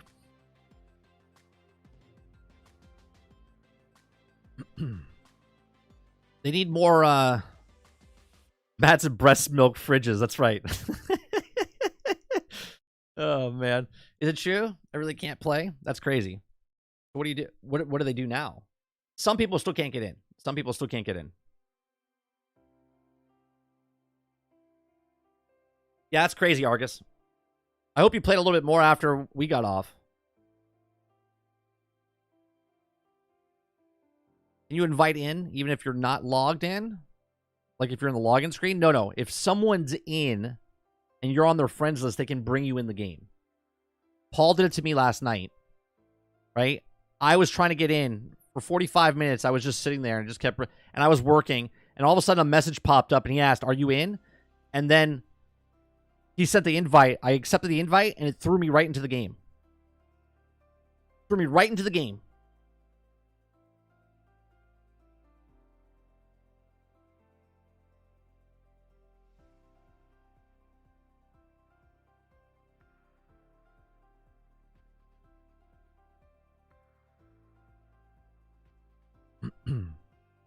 Investors bring security, but we have to play the piper. Bungie burns cash without the investors. Look at the video we said yesterday or 2 days ago with Grenader Jake. We were watching Azzacross, watching Grenader Jake talk about that PvP is a mess and how he would literally fund them money. He would take out of his own money to hire someone to stop the cheating going on. That should tell you, that should speak volumes of what's happening at Bungie right now. Sony and Bungie, if they see that video, should put their heads down in shame. Because a content creator who's a fan of the game is willing to put his own money out there to help fix the game, which they're not doing themselves. Which is just insane.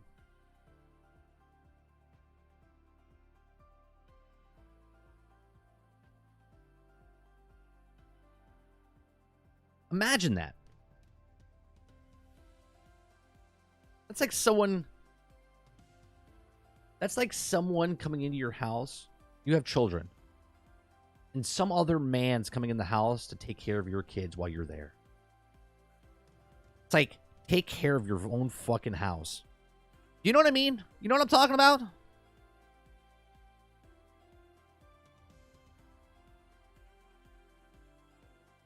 Like, step up.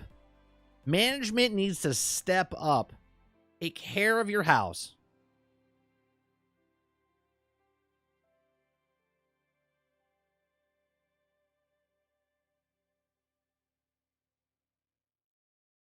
These people take checks for bigger cash prizes, but they don't do the work.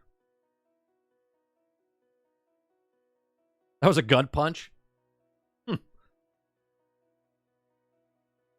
do they have Lemon Pledge?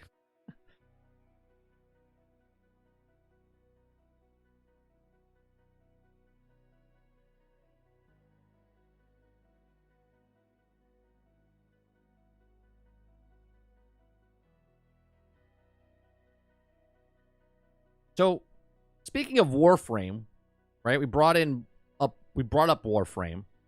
It just so happens we have an article today about Warframe. Okay? Warframe. And people are always like, no one's playing mobile. Nobody likes mobile. Nobody wants to play on the small mobile phone games. Right? And yet every day we get more and more AAA games to come to mobile. Right? 50 million people play Call of Duty mobile. Okay, now that's a completely different game what this game is. But Warframe is finally on mobile after 11 years. Okay? I love how everyone always gives props to Bungie and say, well, they know how to do live service. They know how to do live service. They're the ones that do live service. They know how to do live service the best. Meanwhile, in the background, Warframe has just been there. Warframe did it before they did. Okay? And they did it just as good. Maybe better. Right? Because you can go back and play all their content. Okay? So Digital Extremes has announced that Warframe is now available on iOS and Android versions. Will be released at a later date. Warframe was released almost 11 years ago, back in 2013. And was finally made as a way as a mobile platform and features cross-save, cross-platform functionality so players can play with friends at any time with any device and maintain their progress. Players also have the access to do all the same gameplay, story content, including recently released Whispers of the Walls update. That's amazing how Warframe and Digital Extremes, they never once said our game's getting too big, we have to delete stuff. Not once did Digital Extremes talk about how Warframe, we have to sunset weapons. Right? Because it's just power creep. Not once did they say any of these things in the 11 years that they've been in business. Right? Bungie. The best that could do it. Meanwhile, Digital Extremes is here, making open world parts of the game. They add space battles and ships and dojos and all these other things. You can go back and play all the content for all the expansions. Okay? Quite amazing. And now it's on mobile. Okay. Those who log in during the iOS version launch week can claim a 3-day Infinity Boost. Okay. In cosmetics, Digital Extreme recommends playing on iPhones and iPad hardware released in 2018 or 2019 or later, respectively. The Warframe companion app is actually temporarily delisted from the iOS App Store during the game's iOS launch window. This was to avoid confusion for players who are looking for download the game. However, it will continue to function normally for those who have already downloaded it. In GameSpot's 2019 Warframe review, they said, just when you feel like you've hit a lull, it's better and more fulfilling opportunity has likely presented itself. Perhaps most importantly, Warframe makes sure that the time spent in the world is almost always well rewarded. Oh, respecting players' time. Remember that? Well, that's a thing I always talk about. Okay. The Warframe running on... Is this footage from the... I don't know if you could really trust this, but this is Warframe on mobile. Okay. Now, playing this on the iPhone or playing this on your Android device, like, what? Right? Nobody's going to be playing video games on the mobile phone, said the old guy in the room. Right? Obviously, people that are much younger than me or you, are grumpy old gamers, love playing on mobile phones. They love the touch-sensitive controllers. Xbox just did an update where you can do the controller scheme on your actual touchscreen. I hate it myself because, you know, I don't like my thumbprints all over the screen when I'm playing video games. Okay? But now I can play this cross-play, cross-promotion, cross-save, whatever, across everything. And it's out yesterday. Okay? Crazy. Looks like the Switch version. That looks pretty fucking good. Come on. We're so spoiled, Water. I know you're saying it just to be funny, right? We would kill 10 years ago to play a game like this on the mobile phone. Right? So spoiled. We're all just like, I don't want to. We are so spoiled on games, the way they look, how they play. I'm sorry, but if you play this on mobile, you're an idiot. Younger people liking this fits. But what do you mean? What about if a person can't afford a console? What do you mean? There's 3 billion devices. So the person that can't afford a console or doesn't have a PC to play now has the ability to go through the store, find Warframe, and go, oh, what's this? And start playing this on a mobile? And they're an idiot?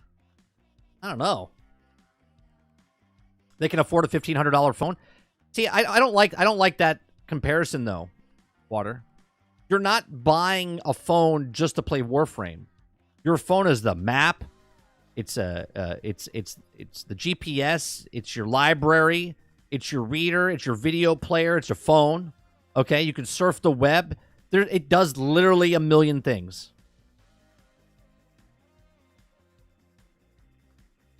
It's portable. It puts in your pocket. You can play it on a plane, in a box with a fox, in a car, in the air, in a boat, under sea.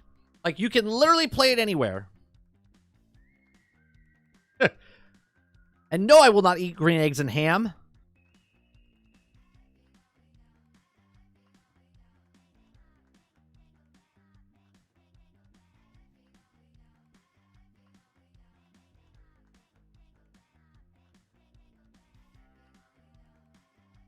World says, you know what, Krebsy?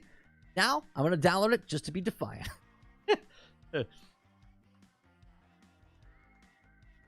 Like, you could literally play... Imagine playing Warframe. And I'm playing Warframe at home. Okay? And then I'm like, you know what? Going on vacation.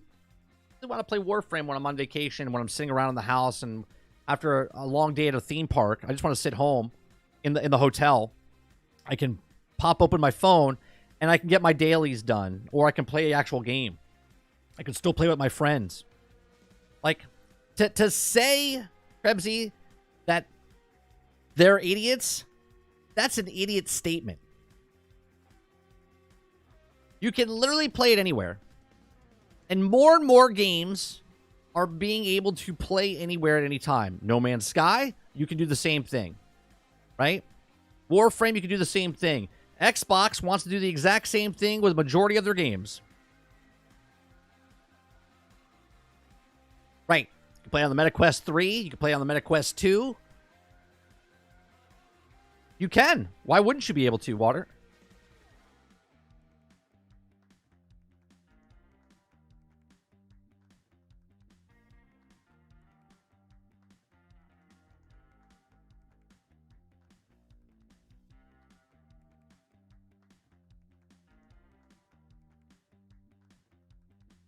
Krebsy says, idiots play on mobile worlds. I'm doing what you say.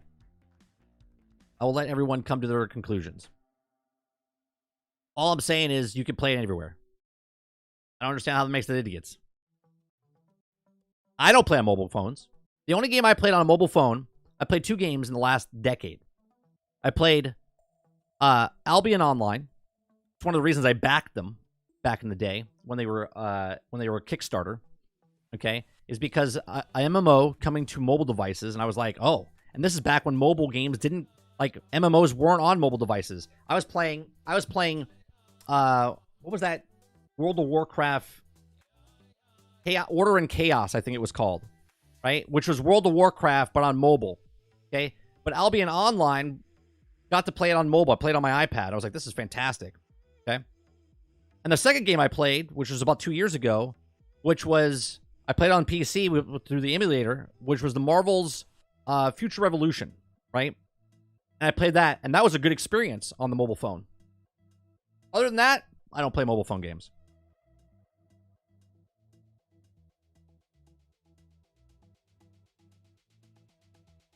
And recently saw the top phones can play the Nintendo Switch emulator games for 60 frames. So imagine a phone has the same power as a Switch, if not better. Yeah, but those are idiots, Altern.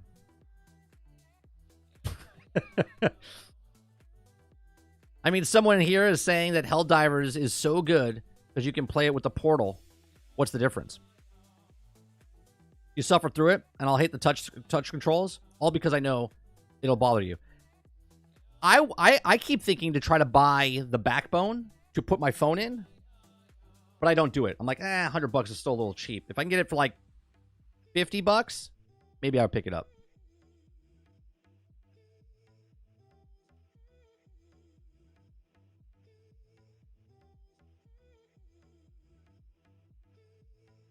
I just don't play mobile games for self-control. I think a lot of people don't want to play mobile games because you hear mobile and you hear game and you think microtransactions. And that's why most people don't play mobile. Well, most gamers don't play mobile phone games. But more casual people have a phone and they play games. Oh, yeah.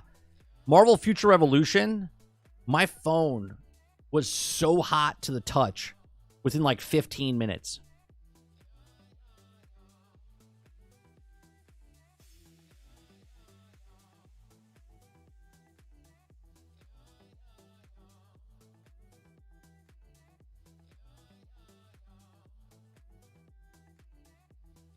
Oh, yeah, for sure. That's one of the reasons I don't play mobile games, right? Think about the two games I said. Albion Online has microtransactions, right? You had to do the Founders Edition and stuff like that. And then now they have microtransactions in the game once they fully launched, right? And then Marvel Future Revolution, 100% have microtransactions. I don't partake in microtransactions. I play the game for what the game is, and once I hit that... We even tried Diablo Immortal. I played to level 42, and I went, I'm good, right? I played as much as I could without being forced to try to... Right? And you could go farther, but I saw the loop in Diablo Immortal, and I was like, I'm good. I don't need it. Right? But I also played on the emulator on PC for that. I didn't play it on my actual phone.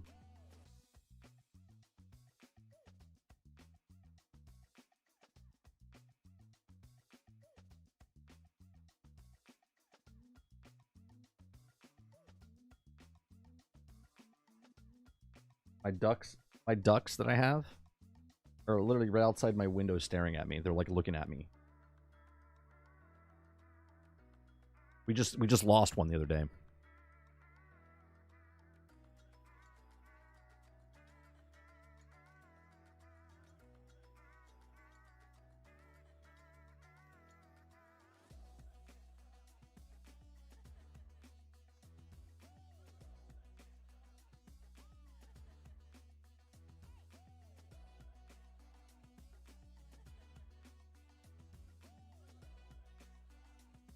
I'm not really bothered by the small screen.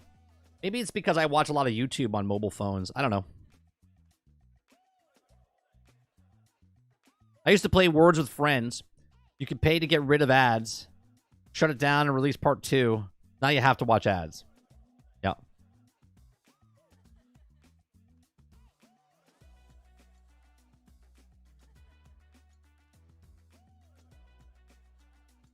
June 21st, Elden Ring comes. Breaking news. I don't know why that's breaking news. Doesn't it come to everywhere? Let's see. Spider-Man 2. 2 new suits are being added to Spider-Man PlayStation.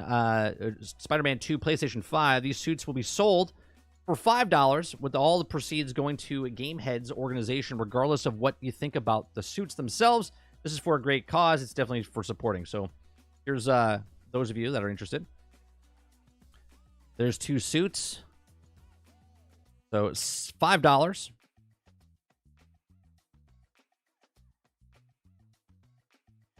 PlayStation will donate $5 per pack sold in the United States from March 7th to April 5th. Up to 1 million VI. I love how it says up to 1 million. We want people to buy it. But if so many people buy it, we're only giving them 1 million.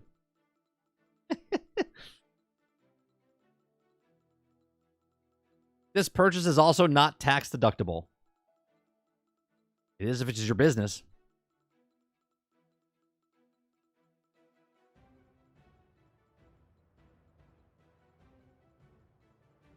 Kurt says, no lie. As a kid, My dad brought home Pong, and I couldn't believe it. You could control pixels on a screen. It looked like magic. And then the Atari, and that was over it for me. Yeah, the Atari 2600 for me, Kurt, was like amazing. That you had that. I mean, it's in my logo over here, right? It's in my logo. Right? You have the old Atari controller. That's where I cut my skills in. Okay. And we play the bowling game, and the tennis game, and Pong, and Maze Craze, and all of those things, man. Amazing. And then it just got better, and better, and better. And now we're at the pinnacle of what games are. And we're like, man, this game's shit. People nowadays don't know what shit games are. They think Suicide Squad is a shit game, right? You want to see some shit games? Go pick any game from like 1979 to like 1986. Those are shit games.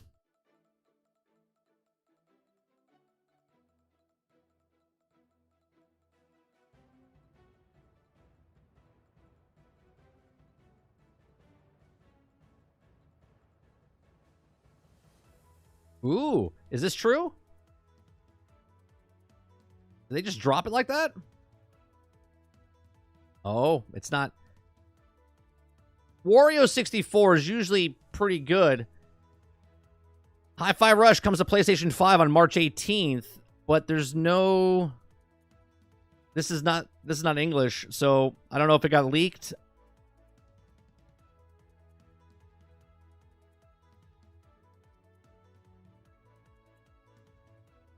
That's such a good game, too. That's such a good game.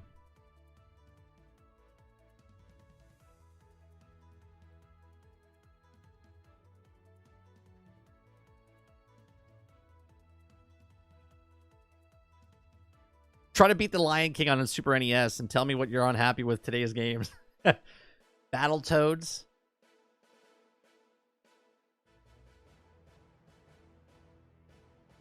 From earlier conversation, there's a few games I wouldn't mind failing. Call of Duty and most pay-to-win sports titles. I mean, I feel you. I totally get what you're saying, Jones. The games, but I don't want to see the studios. Like, I know those studios could make better games, but the people in charge of those companies are the people that make the decisions. It's not the devs.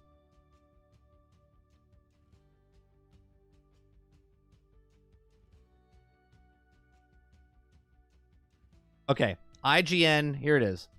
IGN says Xbox Hi-Fi Rush confirmed for PlayStation 5 release date announced.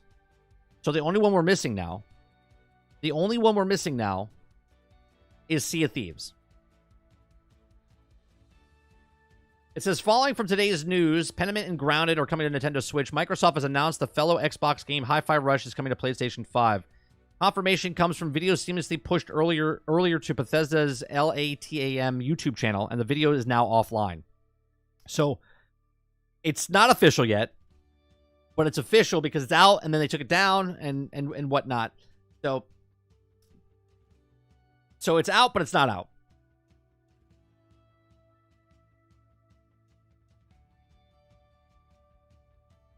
So, still not official yet.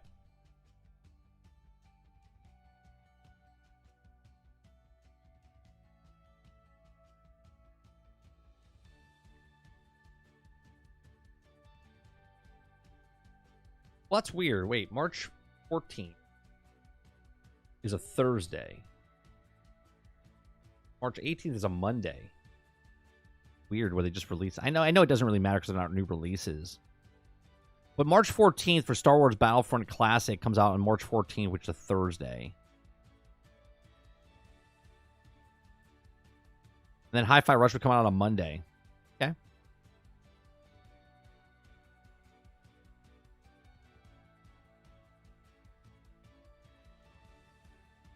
Oh, did you guys see? You guys see these?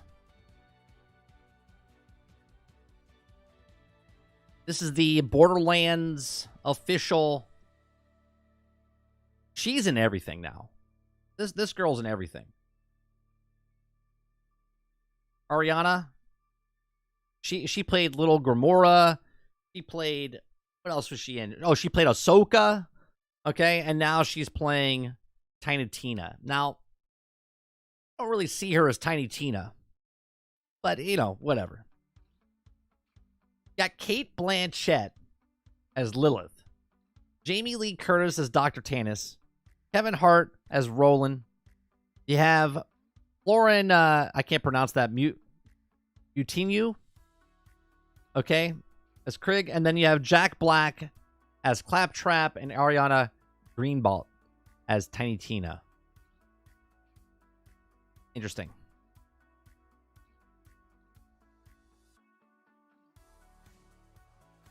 I kind of agree with you, Krebsy. I think this movie will bomb. The trailer's supposed to come out today, I think.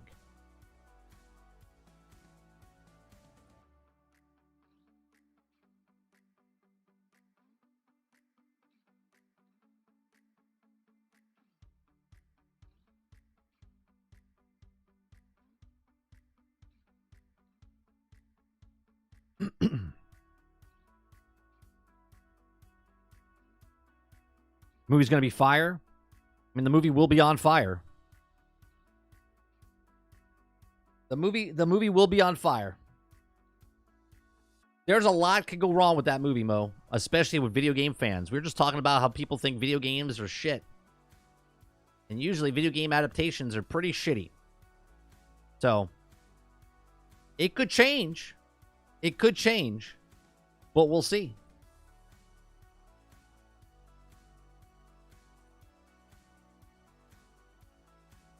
I was going to watch the trailer when they post it on stream, but I'm not going to because I know I'm going to get hit for it.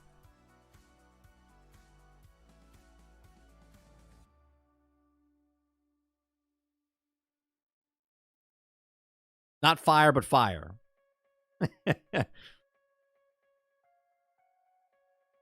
Mario live action was a win. Yeah, but Jones, you're talking about Mario, which is, if not the most famous video game character in the planet.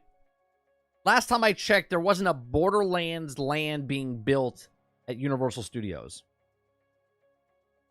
Okay? There's a literally Mario World, Nintendo World being built and rides after the actual character. Okay? There was a hit TV show with Lou Albano as Mario, for God's sakes. Okay? Which is the shittiest rendition of Mario.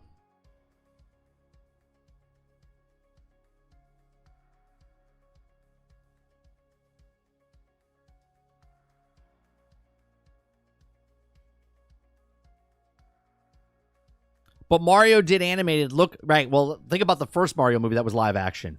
I want to talk about shitty movies. Now, if you wanted to do this Borderlands in non-live action and just make an animated show and put it on Netflix, well, I think you would have been a hit. I think this is going to be a big stinker in the box office. But we'll see.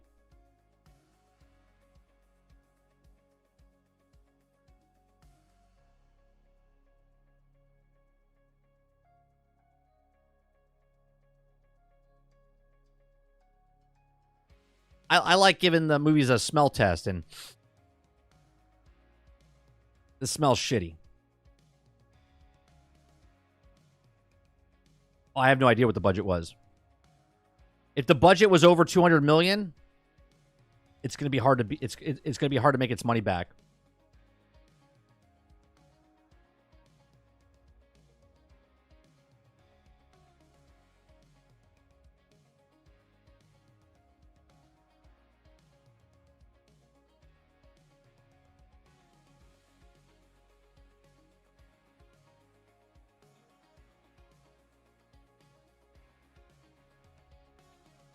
Budget's 100 mil, supposedly. The budget's 100 mil, supposedly. That's doable. That means they need to make about 400 mil. Well, 300, 350.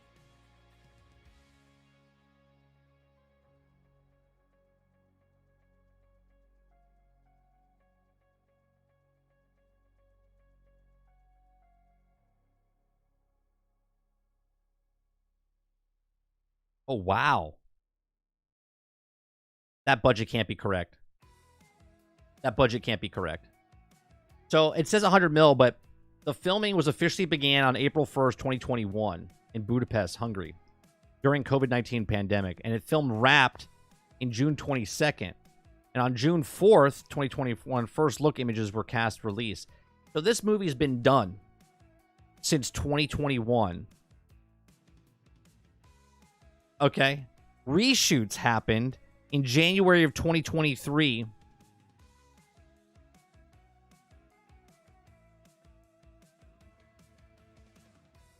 And then so it was done for almost 2 years. And then they did reshoots 2 years after. Oh, that's not a good sign. Not a good sign. That is not a good sign. That means they filmed the movie originally for $100 million and went, this is a bad film. We need to do reshoots. We need to do reshoots. That's for editing and stuff. Mo, don't tell me how movies are made. Don't tell me how movies are made.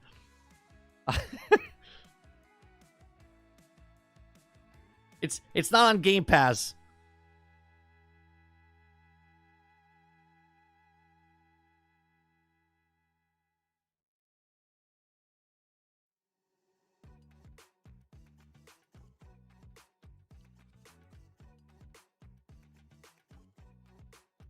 Oh, you're asking. There was no question mark after that. There was no question mark. How was I supposed to know that's a question with no question mark?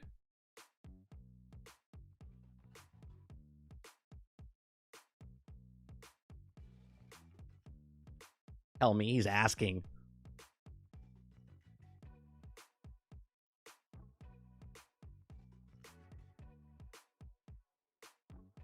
He used is.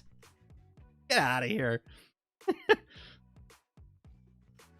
No, the editing process, okay, just to put in perspective, okay, the movie itself, okay, when they say it was filmed, okay, from April to June, okay, which that's a pretty fast fucking movie, okay. I would assume they did 5-day weeks, okay, they probably didn't do weekends, so we're talking 8 weeks, 9 weeks of actual filming, and obviously during COVID, they probably didn't film as much because there was a lot of more restrictions during that point. Okay.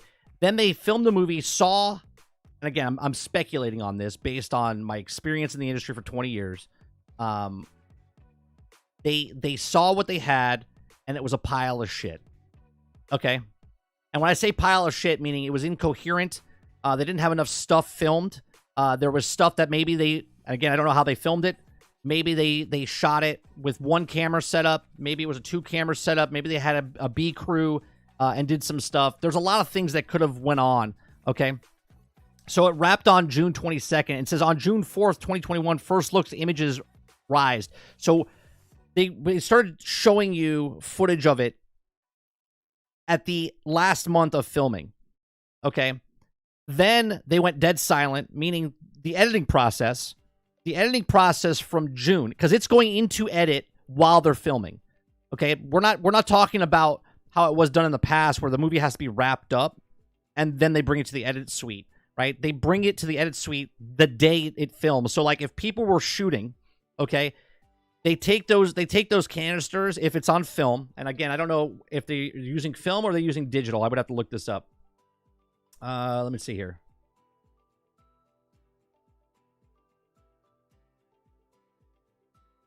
Does it say? It doesn't say. Let me find out.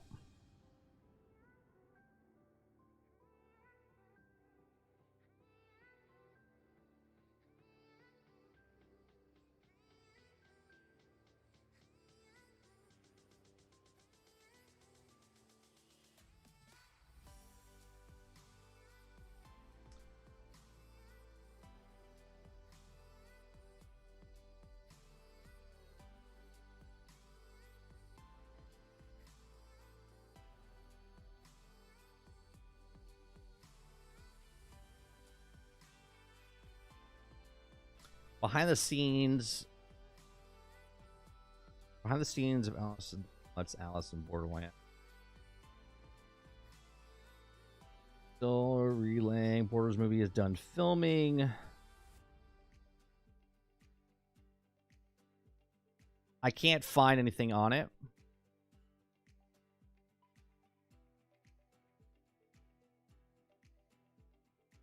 See if Reddit knows.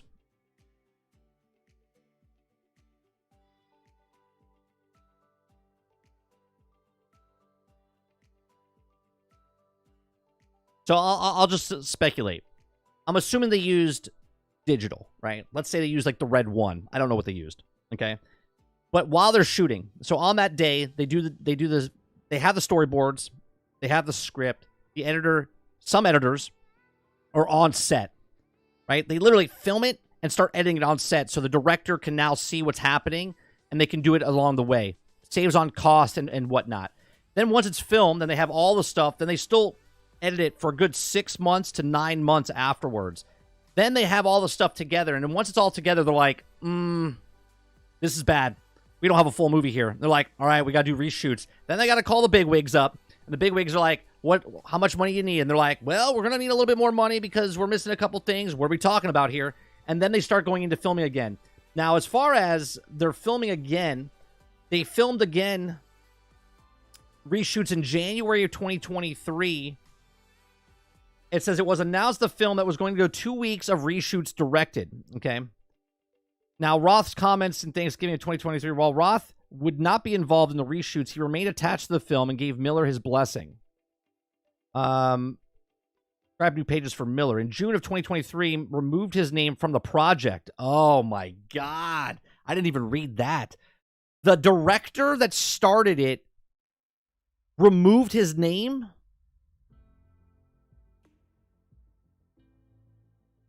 Is that true?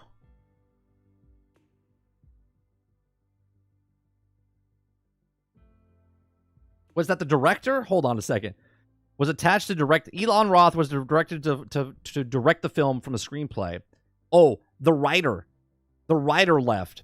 Craig Mazin and Eric Feige joined the producers through his production company. Kate Blanchett and the cast of the... Okay. Confirmed. Okay. Okay, so the guy who wrote it, Mazin, in January 23, it was announced that the film would be going through 2 weeks of reshoots directed by Tim Miller. Due to Roth's comments to Thanksgiving, while Roth would not be involved with the reshoots, so he left. That's also not a good sign. So Roth was the director ahead, and then he left to go on other projects because that's what directors do, right? But they usually see the film through. Well, the movie didn't go in 2 years, right? They had to do reshoots. So he's not coming back because he's already booked on other things. Okay, I'll look up what he's doing right now on top of that. Okay, so he gave his blessing. He remained attached to the film and gave Miller his blessing. Now, Zach Alawisk script new pages for Miller. In June of 2023, Mazin, the guy who was the writer, removed his name from the project and replaced by Joe Crumby. Mazin denied reports that Crumby was his replacement. Additional material credits were given. Okay, so there's a lot going on. There's a lot going on with this film. Okay, so now I want to go see what Eli Roth is doing right now.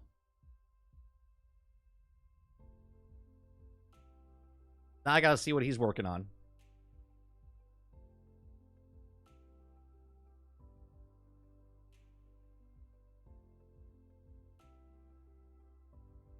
Okay, Eli did Thanksgiving. He went to go work on Thanksgiving. So he left Borderlands to go work on the movie Thanksgiving, which didn't come out very well.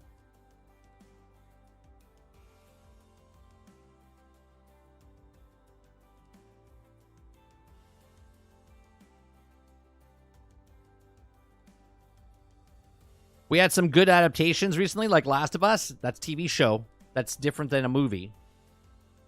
So they had more to work with there.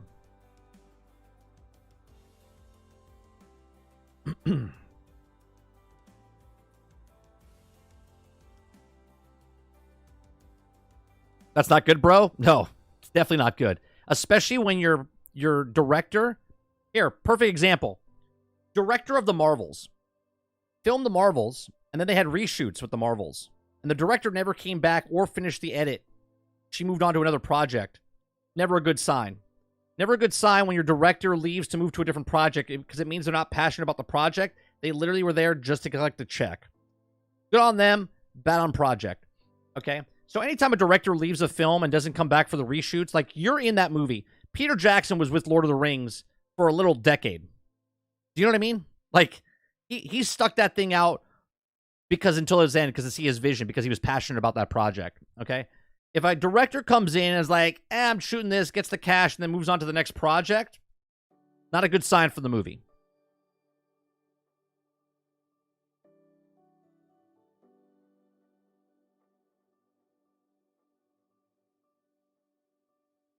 Dave Rose says, oh God, Thanksgiving was god-awful.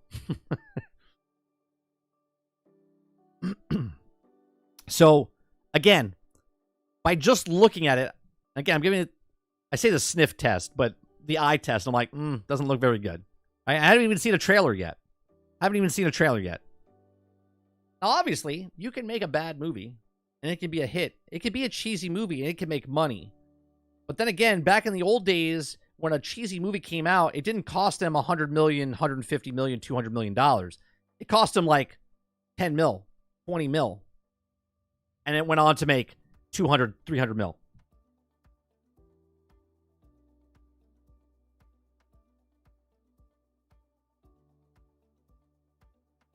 The guy who wrote the film Battlefield Earth was never heard from again. You know what's funny? Everyone always defends video games and says, well, video game making is almost impossible. It's super hard. Let me tell you how hard it is to make a film. It's hard to make a fucking film. Okay? It's hard to do any job that you're doing that nobody wants to do or thinks it's glamorous for what you do. Right? My job as a camera operator, or actually a first puller, I was a first AC. Okay? My job, the entire time I was in the film industry, well, majority of my time in the film industry, I wasn't always a camera first AC.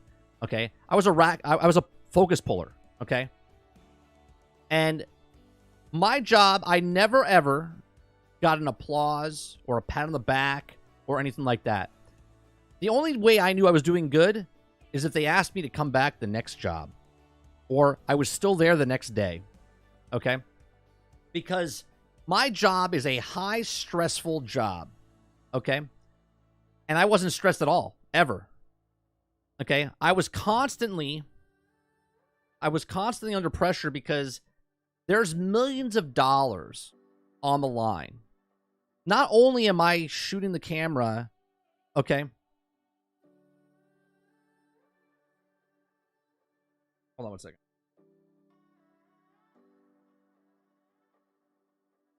Right? I was constantly under pressure because there's millions of dollars on the line. Thousands, tens of thousands, hundreds of thousands, $1 million on the line when I'm shooting. Everybody that's on set that set up the lights and the cameras and all the other stuff, okay? Now they say action. And I have to make sure it stays in focus and I hit the marks and I hit these things. And no one ever comes up to me and be like, good job on doing what you're doing. Never. Okay? Never. You just do your job. Okay? Movie making is just as hard as a live venue. Is just as hard as making a video game. Sure. These guys are working for like 5 years, okay? But we're taking a group of people to try to make something and work it out. And pre-production is huge, okay? It's almost impossible to figure out to make words on paper and then turn it into something that you see on the screen. And that's why, back in the days, this is why I appreciate movies more than most people appreciate movies. Even a shitty movie, I understand what goes on to making it, okay? And this is why I always tell you, not every movie is a blockbuster. Not every video game is the best seller. Or best game of the year. Not every book is a bestseller, right? It's super hard to hit these things and then constantly keep doing this over and over, okay? Right? This is why when you look at movies that Marvel's doing and the special effects, is insane, but they're so bad compared to what people did in the past, right? They're still making names for themselves, but if you notice something in a movie, if you notice a special effect is bad, then it's bad. If you notice a movie's blurry or out of focus or doesn't, like if I did a rack focus, someone had something important in their hand and they're walking up, they're 20 feet away, and I'm rack focusing in, and then all of a sudden they put the can's part of the story, and they put that can on the thing, and I rack focus from the guy and into the can so you see it. I'm telling you a story with the actual pulling of the focus. It's not blurry because it's blurry on purpose. It's blurry and it goes out and then it comes in because it's telling you a story as it does it, okay? I've seen movies on the big screen that are blurry as fuck because you're off by just a millimeter. By just a millimeter. And most people don't know this or don't recognize it. Okay, well, I can tell you those people don't work again. Because they can't do anything about it. Right? Because once it gets to the edit, okay, and that was with film back in the day. Now, you're talking about digital. Digital is instantaneous. They're literally editing it while they're on set. They literally have an editing tent.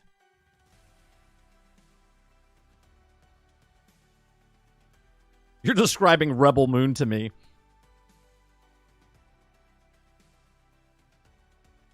Making good movies is a labor of love doesn't just apply to movies. It applies to any form of entertainment. Yeah, it's super hard to make all of this.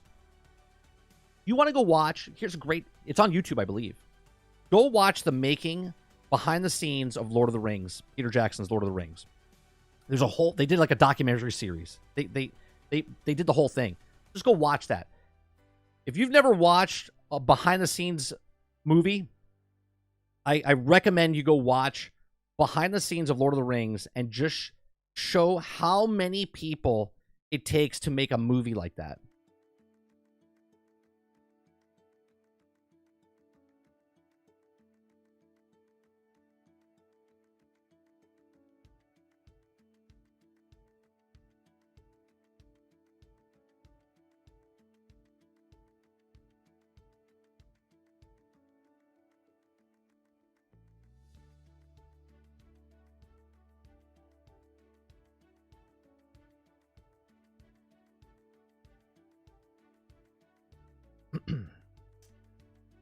There's one, like a whole series, and I forget where it was.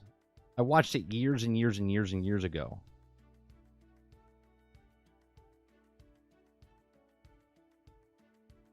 There's the Hobbit full production video blog 1 through 6. That's not the one, though.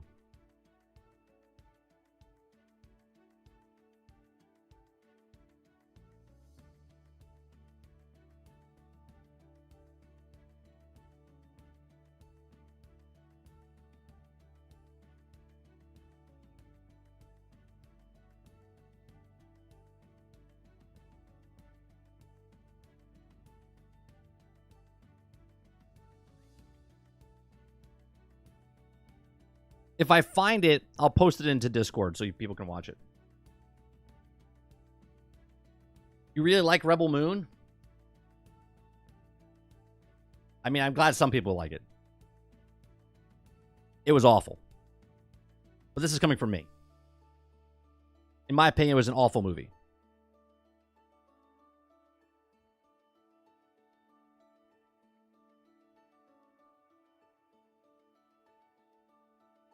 Dungeons and Dragons actually was a good movie, Jones. Yeah, it was good. I'm surprised, and I think they're going to make a sequel to it.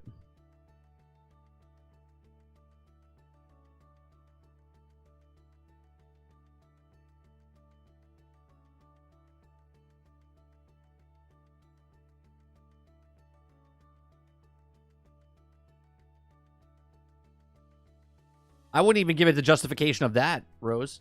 I wouldn't even say it's a dollar store Star Wars. It didn't know what it was. It was trying to pull from as much things as possible.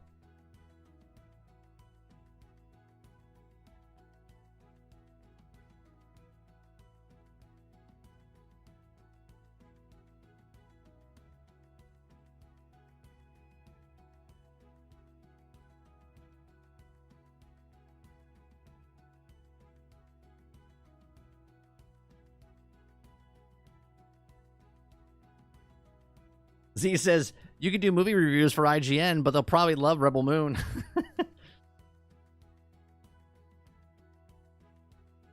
There's only one more thing I'm more passionate about, or I used to be, anyway.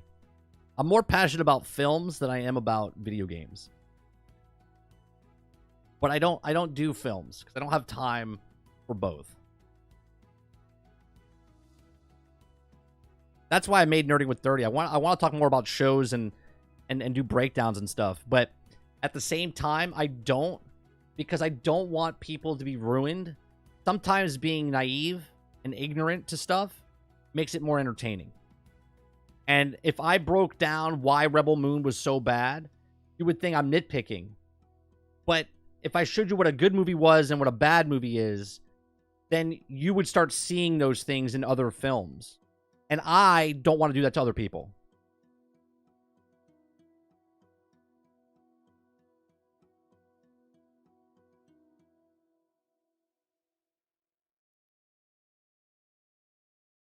You know what I mean? Like if you're a baker or a cook, you know the stuff that goes on in the kitchen. It kind of like ruins it for you, right? Like something you enjoy, and I don't want to ruin it for other people. I kind of want people to be naive and watch a movie for what it is, and that's just a piece of entertainment. Like there was in Madam Web, someone posted. Let me show you this. Hold on.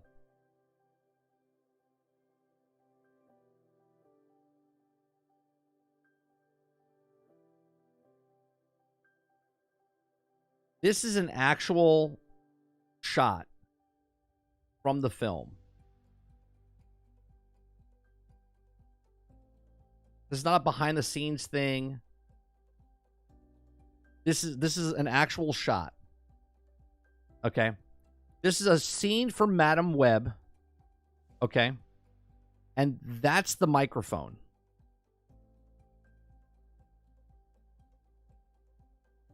That's the microphone in the shot.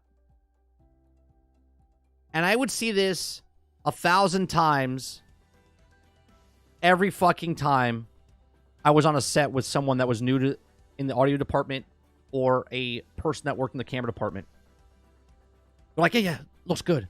And then you look at and again, imagine if this was film where you couldn't look at the stuff. Now, there's technology what we have where we can see and play back. Because as we're filming on the film, we actually have a wireless monitor that's attached and it's being recorded on a separate thing.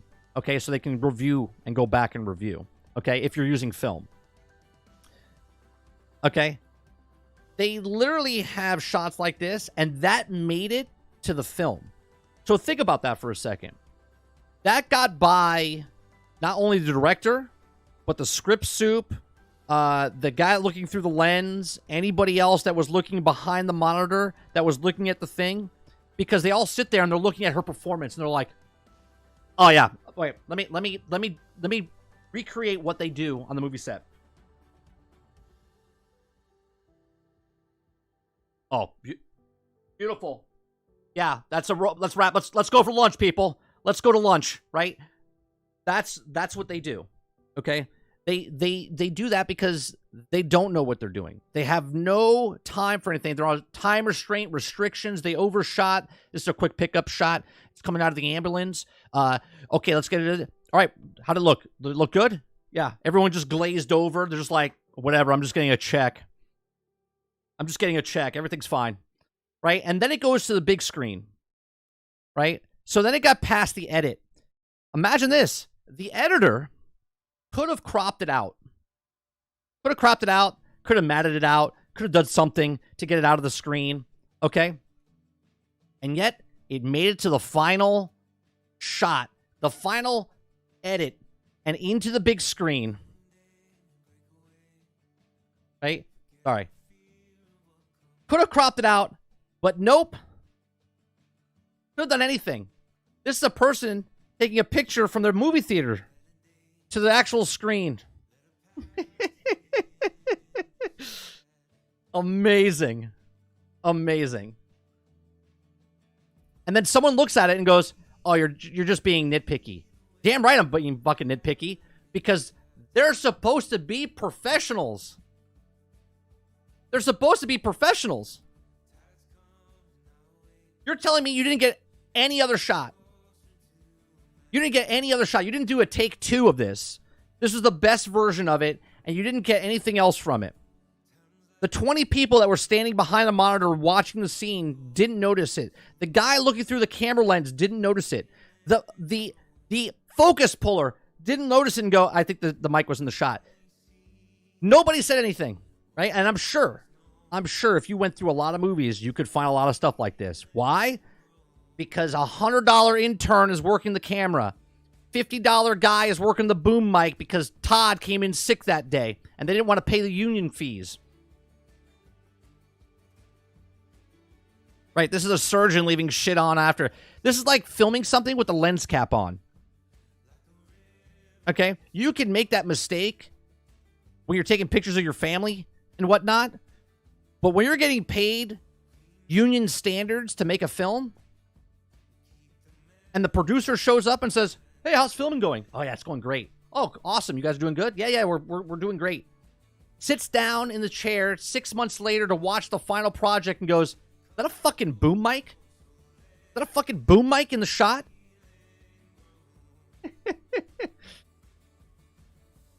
And this is why the director probably left. He's like, it's a shit show anyway. It doesn't really matter. Just give me my $200,000, $1 million check. We'll see you guys later. This is why the writer took his name off the project.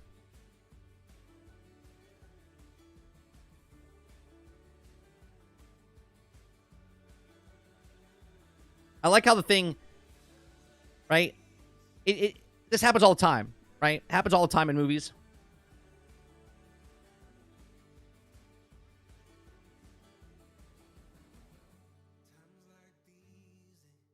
I'm not talking about the project for Madam Web. I'm talking about the project for Borderlands. Now, Borderlands could be a great movie. I'm just saying, it seems like there's a lot of turmoil behind the scenes. And again, video games were being made during COVID. Okay?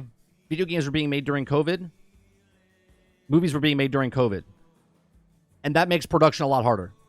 They had to jump through a lot of fucking hoops just to get on production. They had to jump a lot through hoops just to make a video game.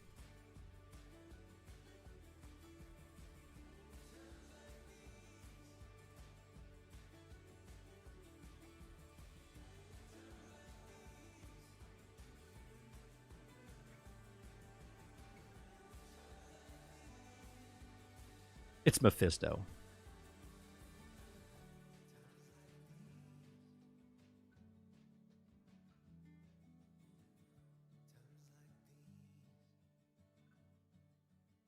Still waiting for Mephisto to come in. And when it does happen, see, we won't give a shit.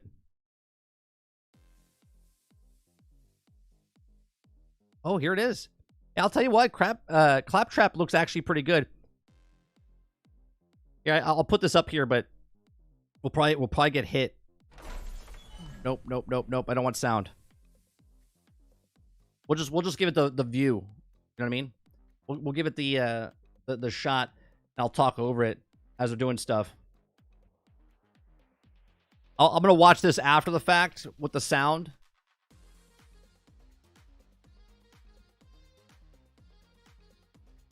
I mean, I think Cate Blanchett looks good as it.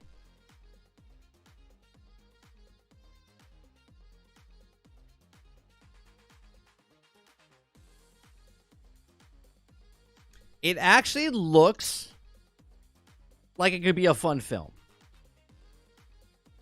It actually looks like it could be a fun film if it doesn't take itself too seriously, which it shouldn't because it's Borderlands.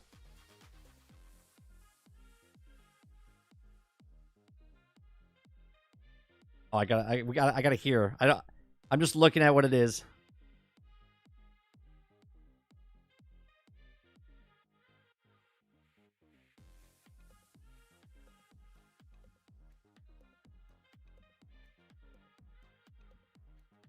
Yeah, the visual effects look a little off. Claptrap looks good.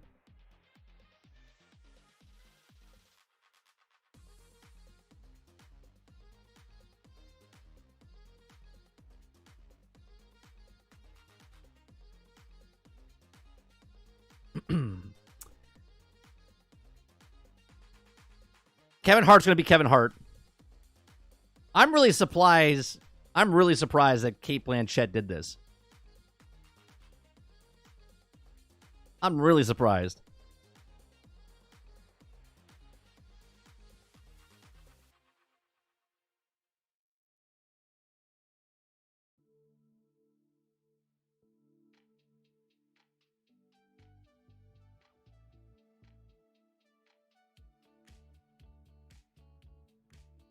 Who's playing Moxie?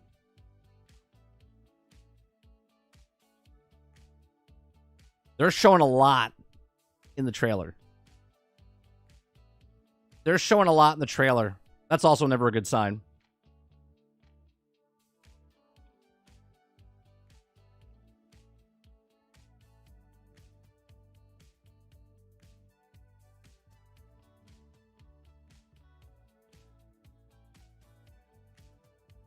The humor looks like it's silly humor. When's it come out? Did it show a date?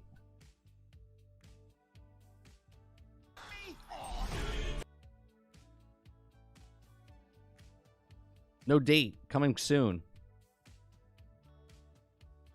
I don't know, man. I don't know.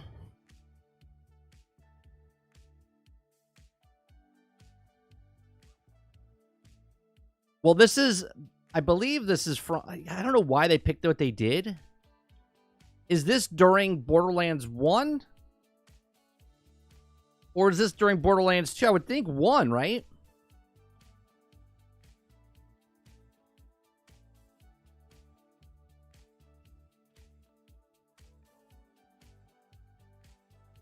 Let me see what the temperature of the room is.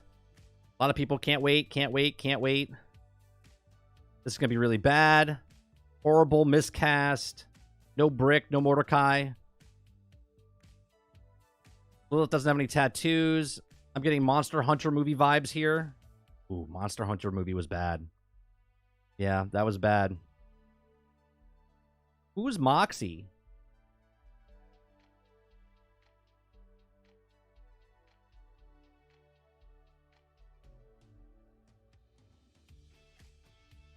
Let's see who Moxie is. Gina Gershon. Gina Gershon is Moxie?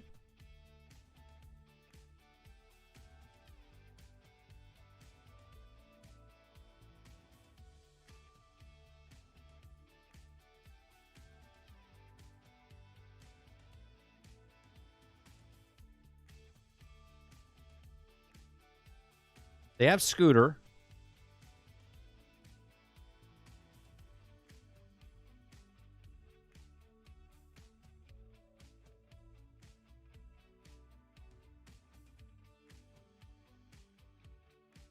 The cast might not be perfect, but this looks really fun. I hope it is. I hope it is. I'm not going to go see that in theaters, though. Unless there's like a huge buzz around it and people are like, oh, yeah, this is a must. I'll wait till it comes on streaming. Which it could be 17 days later. could be 2 weeks later. Because that's the contract they signed a couple years ago.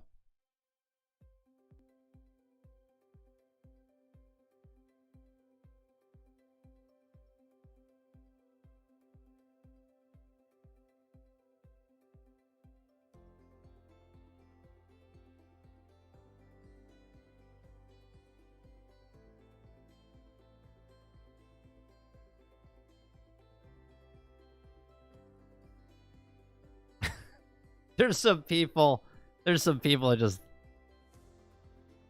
just hate everything.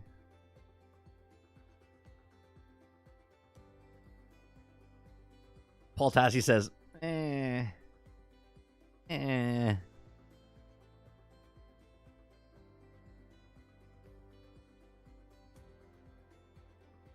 Uh-oh. I know you guys are excited. Skull and Bones. Season 1. Raging Tides. Raging Tides. Announced. Skull and Bones Season 1 drops on February 27th.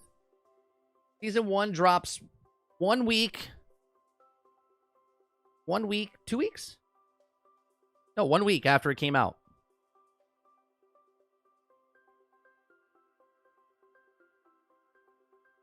Oh, stuff coming out today.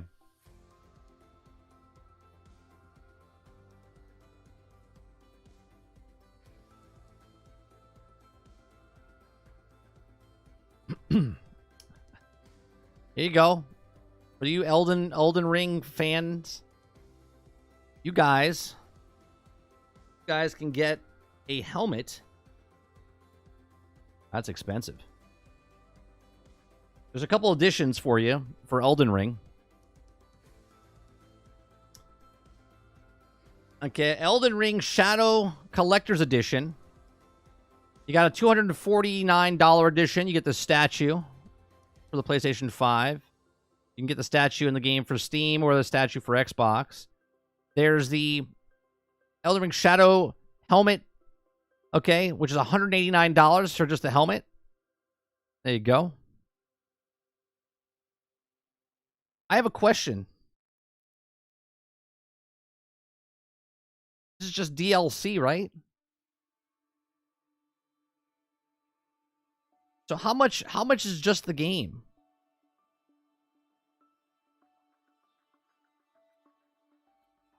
How much is it a full-fledged game or is it a DLC? The standard edition is $60. $40?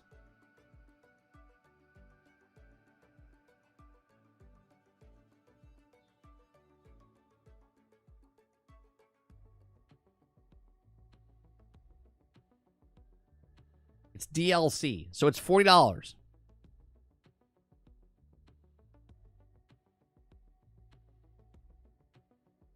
Trying to capture that Guardians humor. I'll have to watch it. I'm going to watch it after stream. Yeah, it's 40? Okay. That's expensive. Not for DLC. The $40 is fine. I'm talking about the statue and whatnot.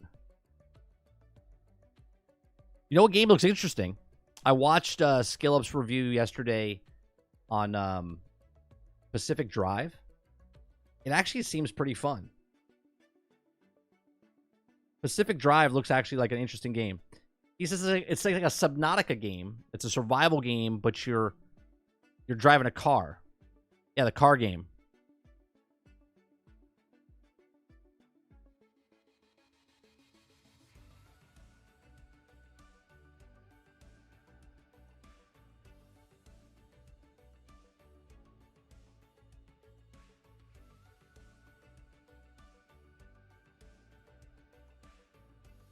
Yeah, that figure looks ridiculous. Like, good in a good way. It's rumored to be around the same size as the base game. Jesus. Now, I wonder if it's in a completely separate section or they add to the map.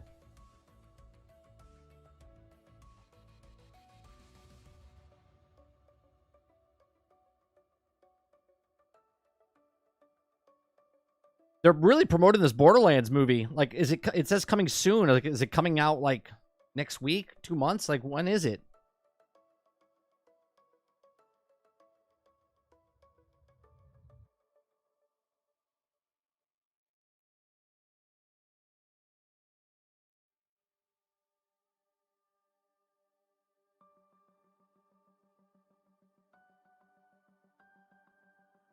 Star Citizen's doing something tomorrow? Those of you that play Star Citizen, does this mean anything to you?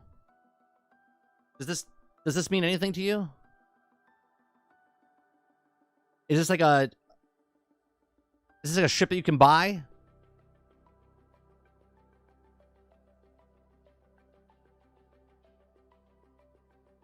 This all it says. It shows this picture and it says tomorrow. Does this mean tomorrow you get to buy your own Starship Enterprise? August 9th, according to the web.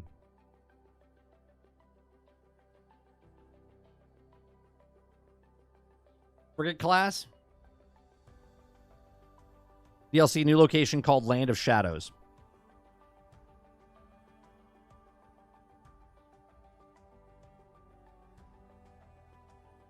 Another place? Okay. I mean, I have to admit, that does look cool.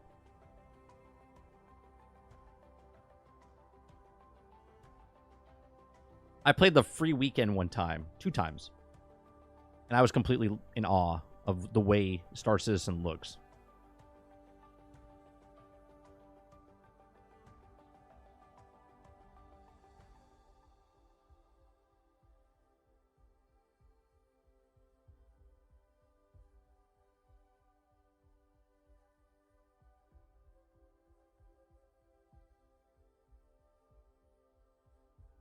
People are saying it might be a boarding event or whatever. I would laugh my ass off tomorrow if Star Citizen comes out and says, we have a new ship for you. $1,000. Yeah. How much is it, one? 1,000? Yeah. I think that's what it'll be. Water says add another 0. This ship is $10,000. $10,000.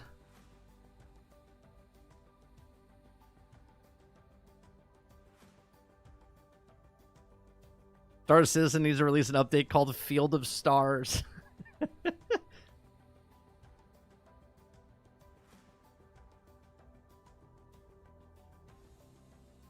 I think, at least on my timeline, Star Wars Battlefront 2 remake or whatever collection announcement is more popular than anything else that's happening right now.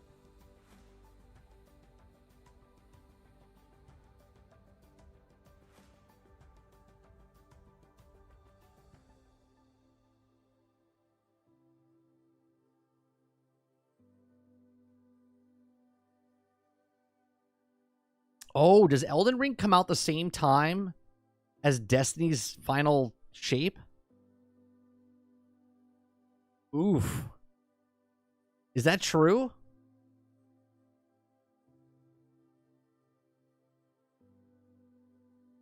Is it the same day?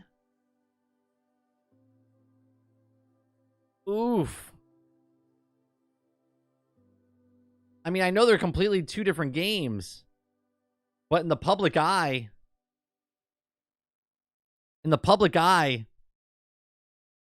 Elden Ring is going to get all the promotion. It's going to eat the internet.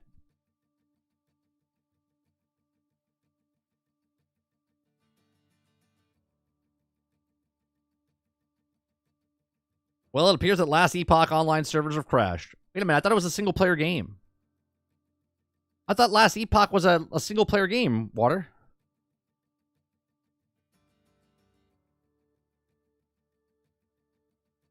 Destiny streamers loved Elden Ring? Is that true?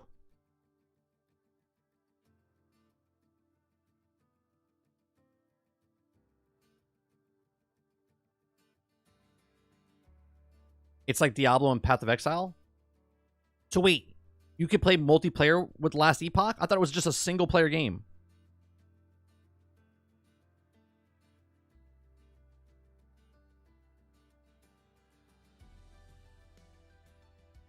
Final shape is 20 days before. Is it? It comes out June 1st?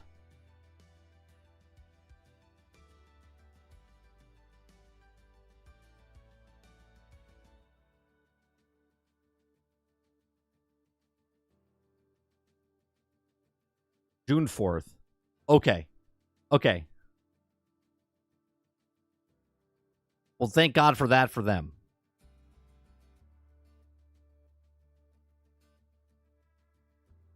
Well, that's good. At least they have 3 weeks though before all of them move over to Elden Ring.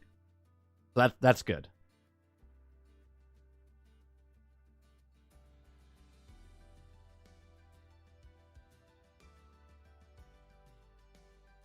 So people are just talking about it in the same month.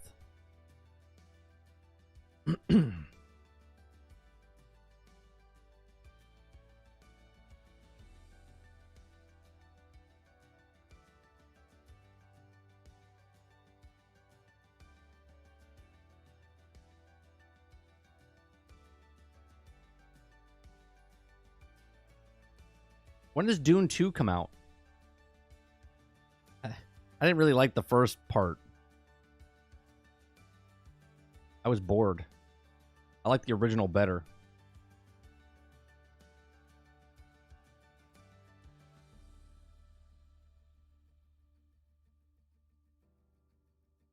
Deep Rock Galactic Survivor is a fun game. It's like $9 right now on Steam. Dune 2 comes out March 1st. Oh, so we're like 2 weeks away. Krebsy, remember we watched that? Holy Christ.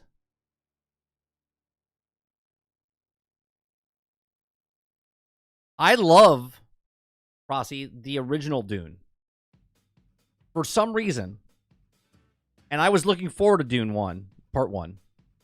I watched it. We actually had a watch party when it came out. And I was like, what the fuck is happening?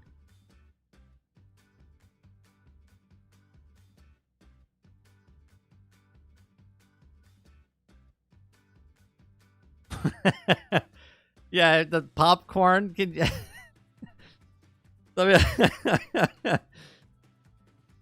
Have you guys seen the popcorn bucket? If you haven't seen the popcorn bucket,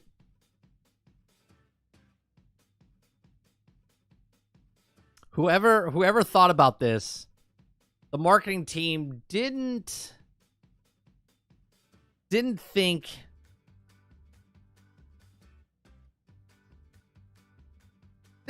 with a clear mindset.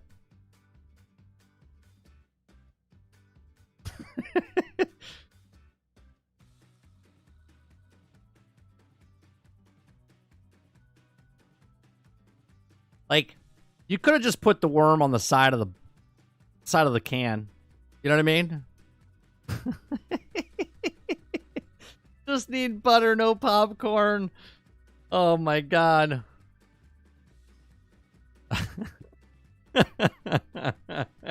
It looks like a Sarlacc pit you can fuck. Oh my god. Like, it's for easy cleanup. It's for easy cleanup for your popcorn needs.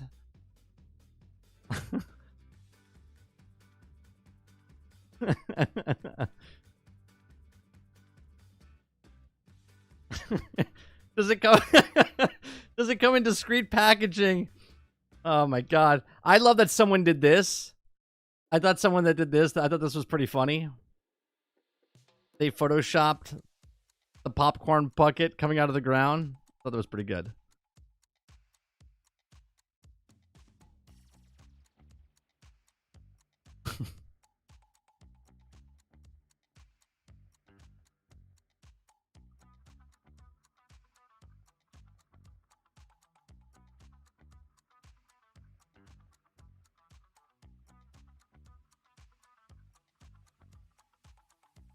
What game did you buy twice?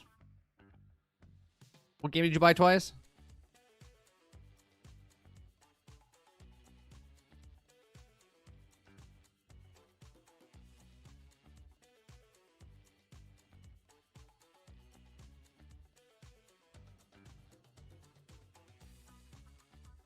Josh Brolin actually commented on it. What did he say? Oh, Elden Ring. I gotcha.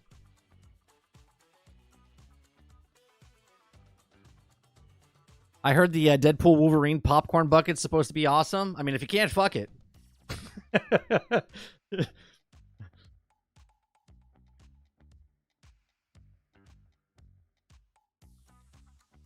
Like, for some reason, the popcorn bucket's selling more than the movie.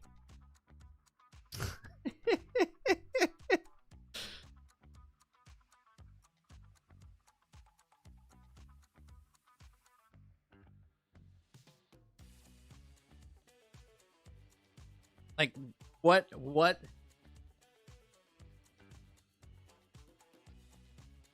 Like, Dune Part 2 came out in theaters, and it only sold $1 million this weekend. But the popcorn bucket, for some reason, is going crazy. And no one knows why. But we know.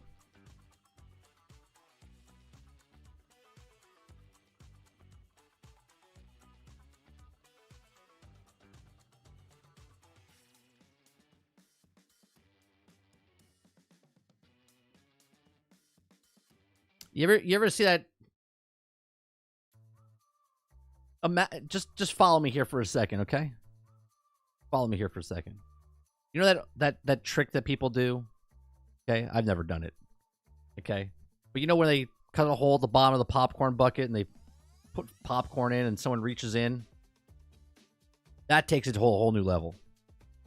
That takes it to a whole new level.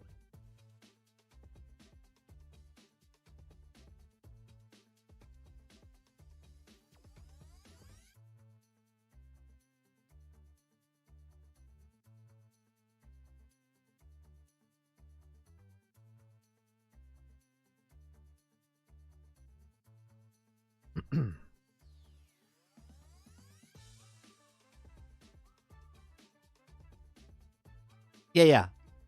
Dick in the box? Yeah.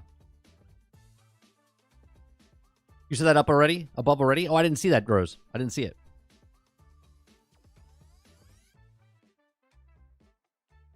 Oh, make it easy to do the popcorn trick with your wife. Yeah.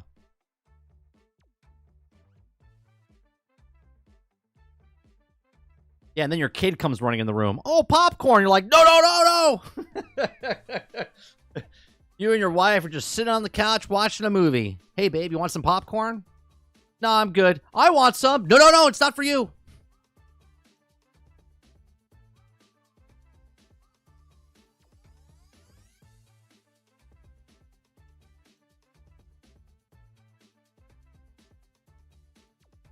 And your wife is sitting there like, whoa, why can't you have some popcorn? You can't have this popcorn. You can't have this popcorn. You just offered me some popcorn. You can have some popcorn. He cannot have some popcorn. No, don't cry, don't cry. Well, get up and console him. I can't get up right now.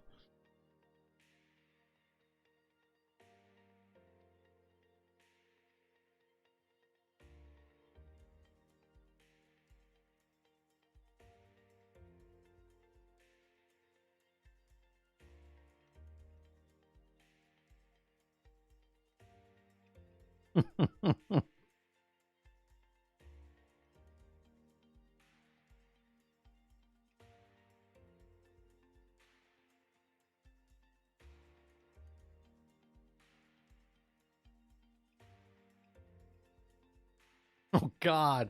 All right, we're off the subject. We're moving on.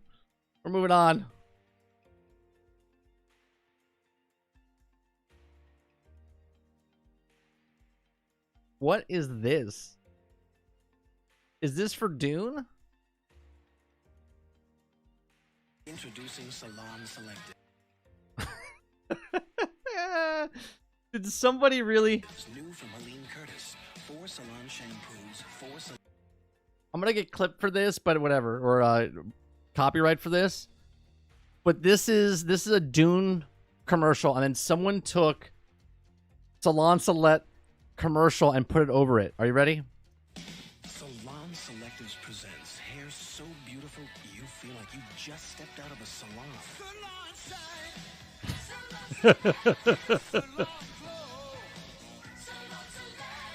Introducing Salon Selectives, new from Helene Curtis. 4 salon shampoos, 4 salon conditioners. You select the combination that will give you salon beautiful hair. Feel salon beautiful every day. Fantastic. The internet wins today. Whoever did that, the internet wins.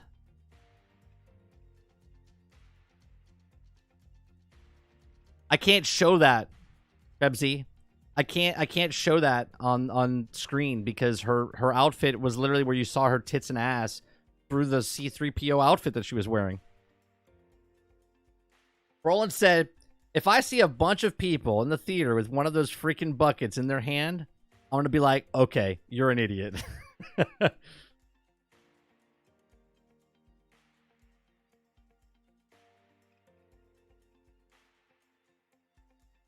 No, I know you're not asking to show it. I'm saying I can't even show it. Like, be like, oh, show us the C-3PO outfit. I'm like, no, I can't. You got to look it up yourself.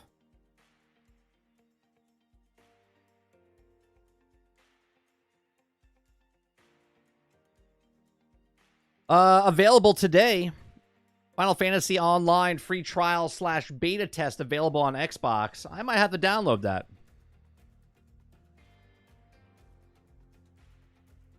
You think Dune Part 2 will do numbers, or are you talking about Borderlands?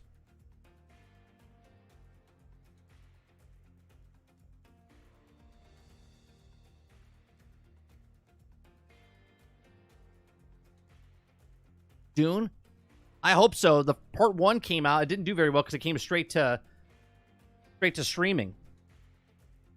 So I hope it does do well. Like I said, I got to go back and watch 1 again before I watch 2. I was kind of mad that I didn't know going in there was 2 parts, right? So I watched Dune 1, and when it ended, I was like, where's Part 2? I was like, how long do we have to wait? It's been like 2 years.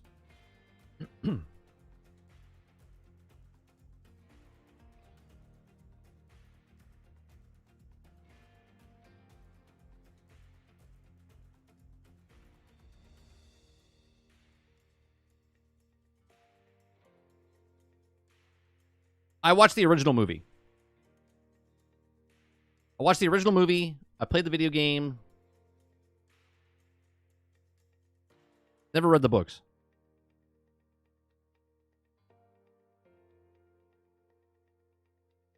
Maybe. Well, I guess they could announce Borderlands 4 maybe around the same time the movie comes out. Who knows?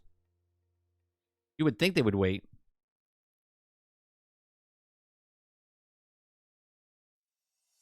The C-3PO outfit.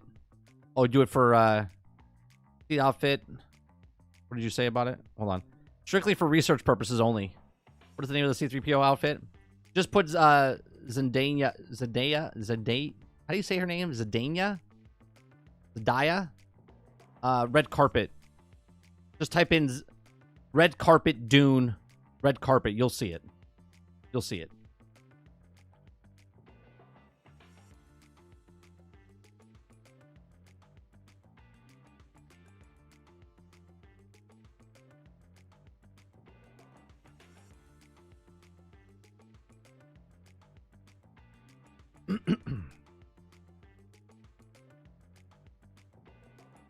Zendaya, thank you.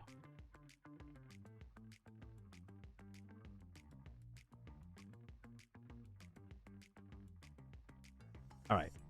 1:45. About that time. It's MS3PO.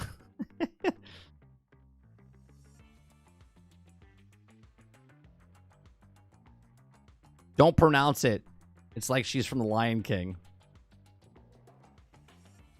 Yeah, it's an interesting outfit that she did, and obviously it brought a lot of attention to the movie.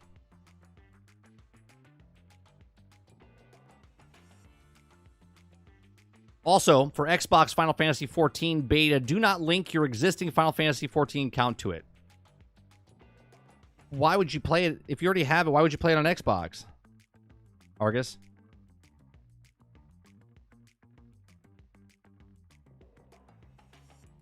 I guess if you want to try it on there, I don't know.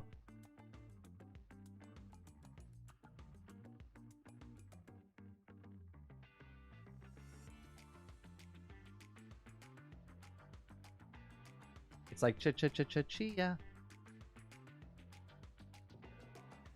All right, we'll be back tonight. I think we're going to try to play more Helldivers tonight. We'll see what happens. If not, we'll play something. We'll be back 8 o'clock tonight. There's no podcast tonight for interviewing anybody. Podcast tomorrow, GXG. Sarger's back. Other than that, appreciate it very much. Make sure you hit that like button. Hit the subscribe button if you'd like to go above and beyond that. Become a member as little as $5. YouTube Lurker last night dropped a bomb with 50 gifted memberships. So if you got one of those gifted memberships, make sure when you see YouTube Lurker, you give him a big thank you from him. So big supporter of the channel. Appreciate it very much. And I'll see you guys on the next one. Thanks for watching. Peace.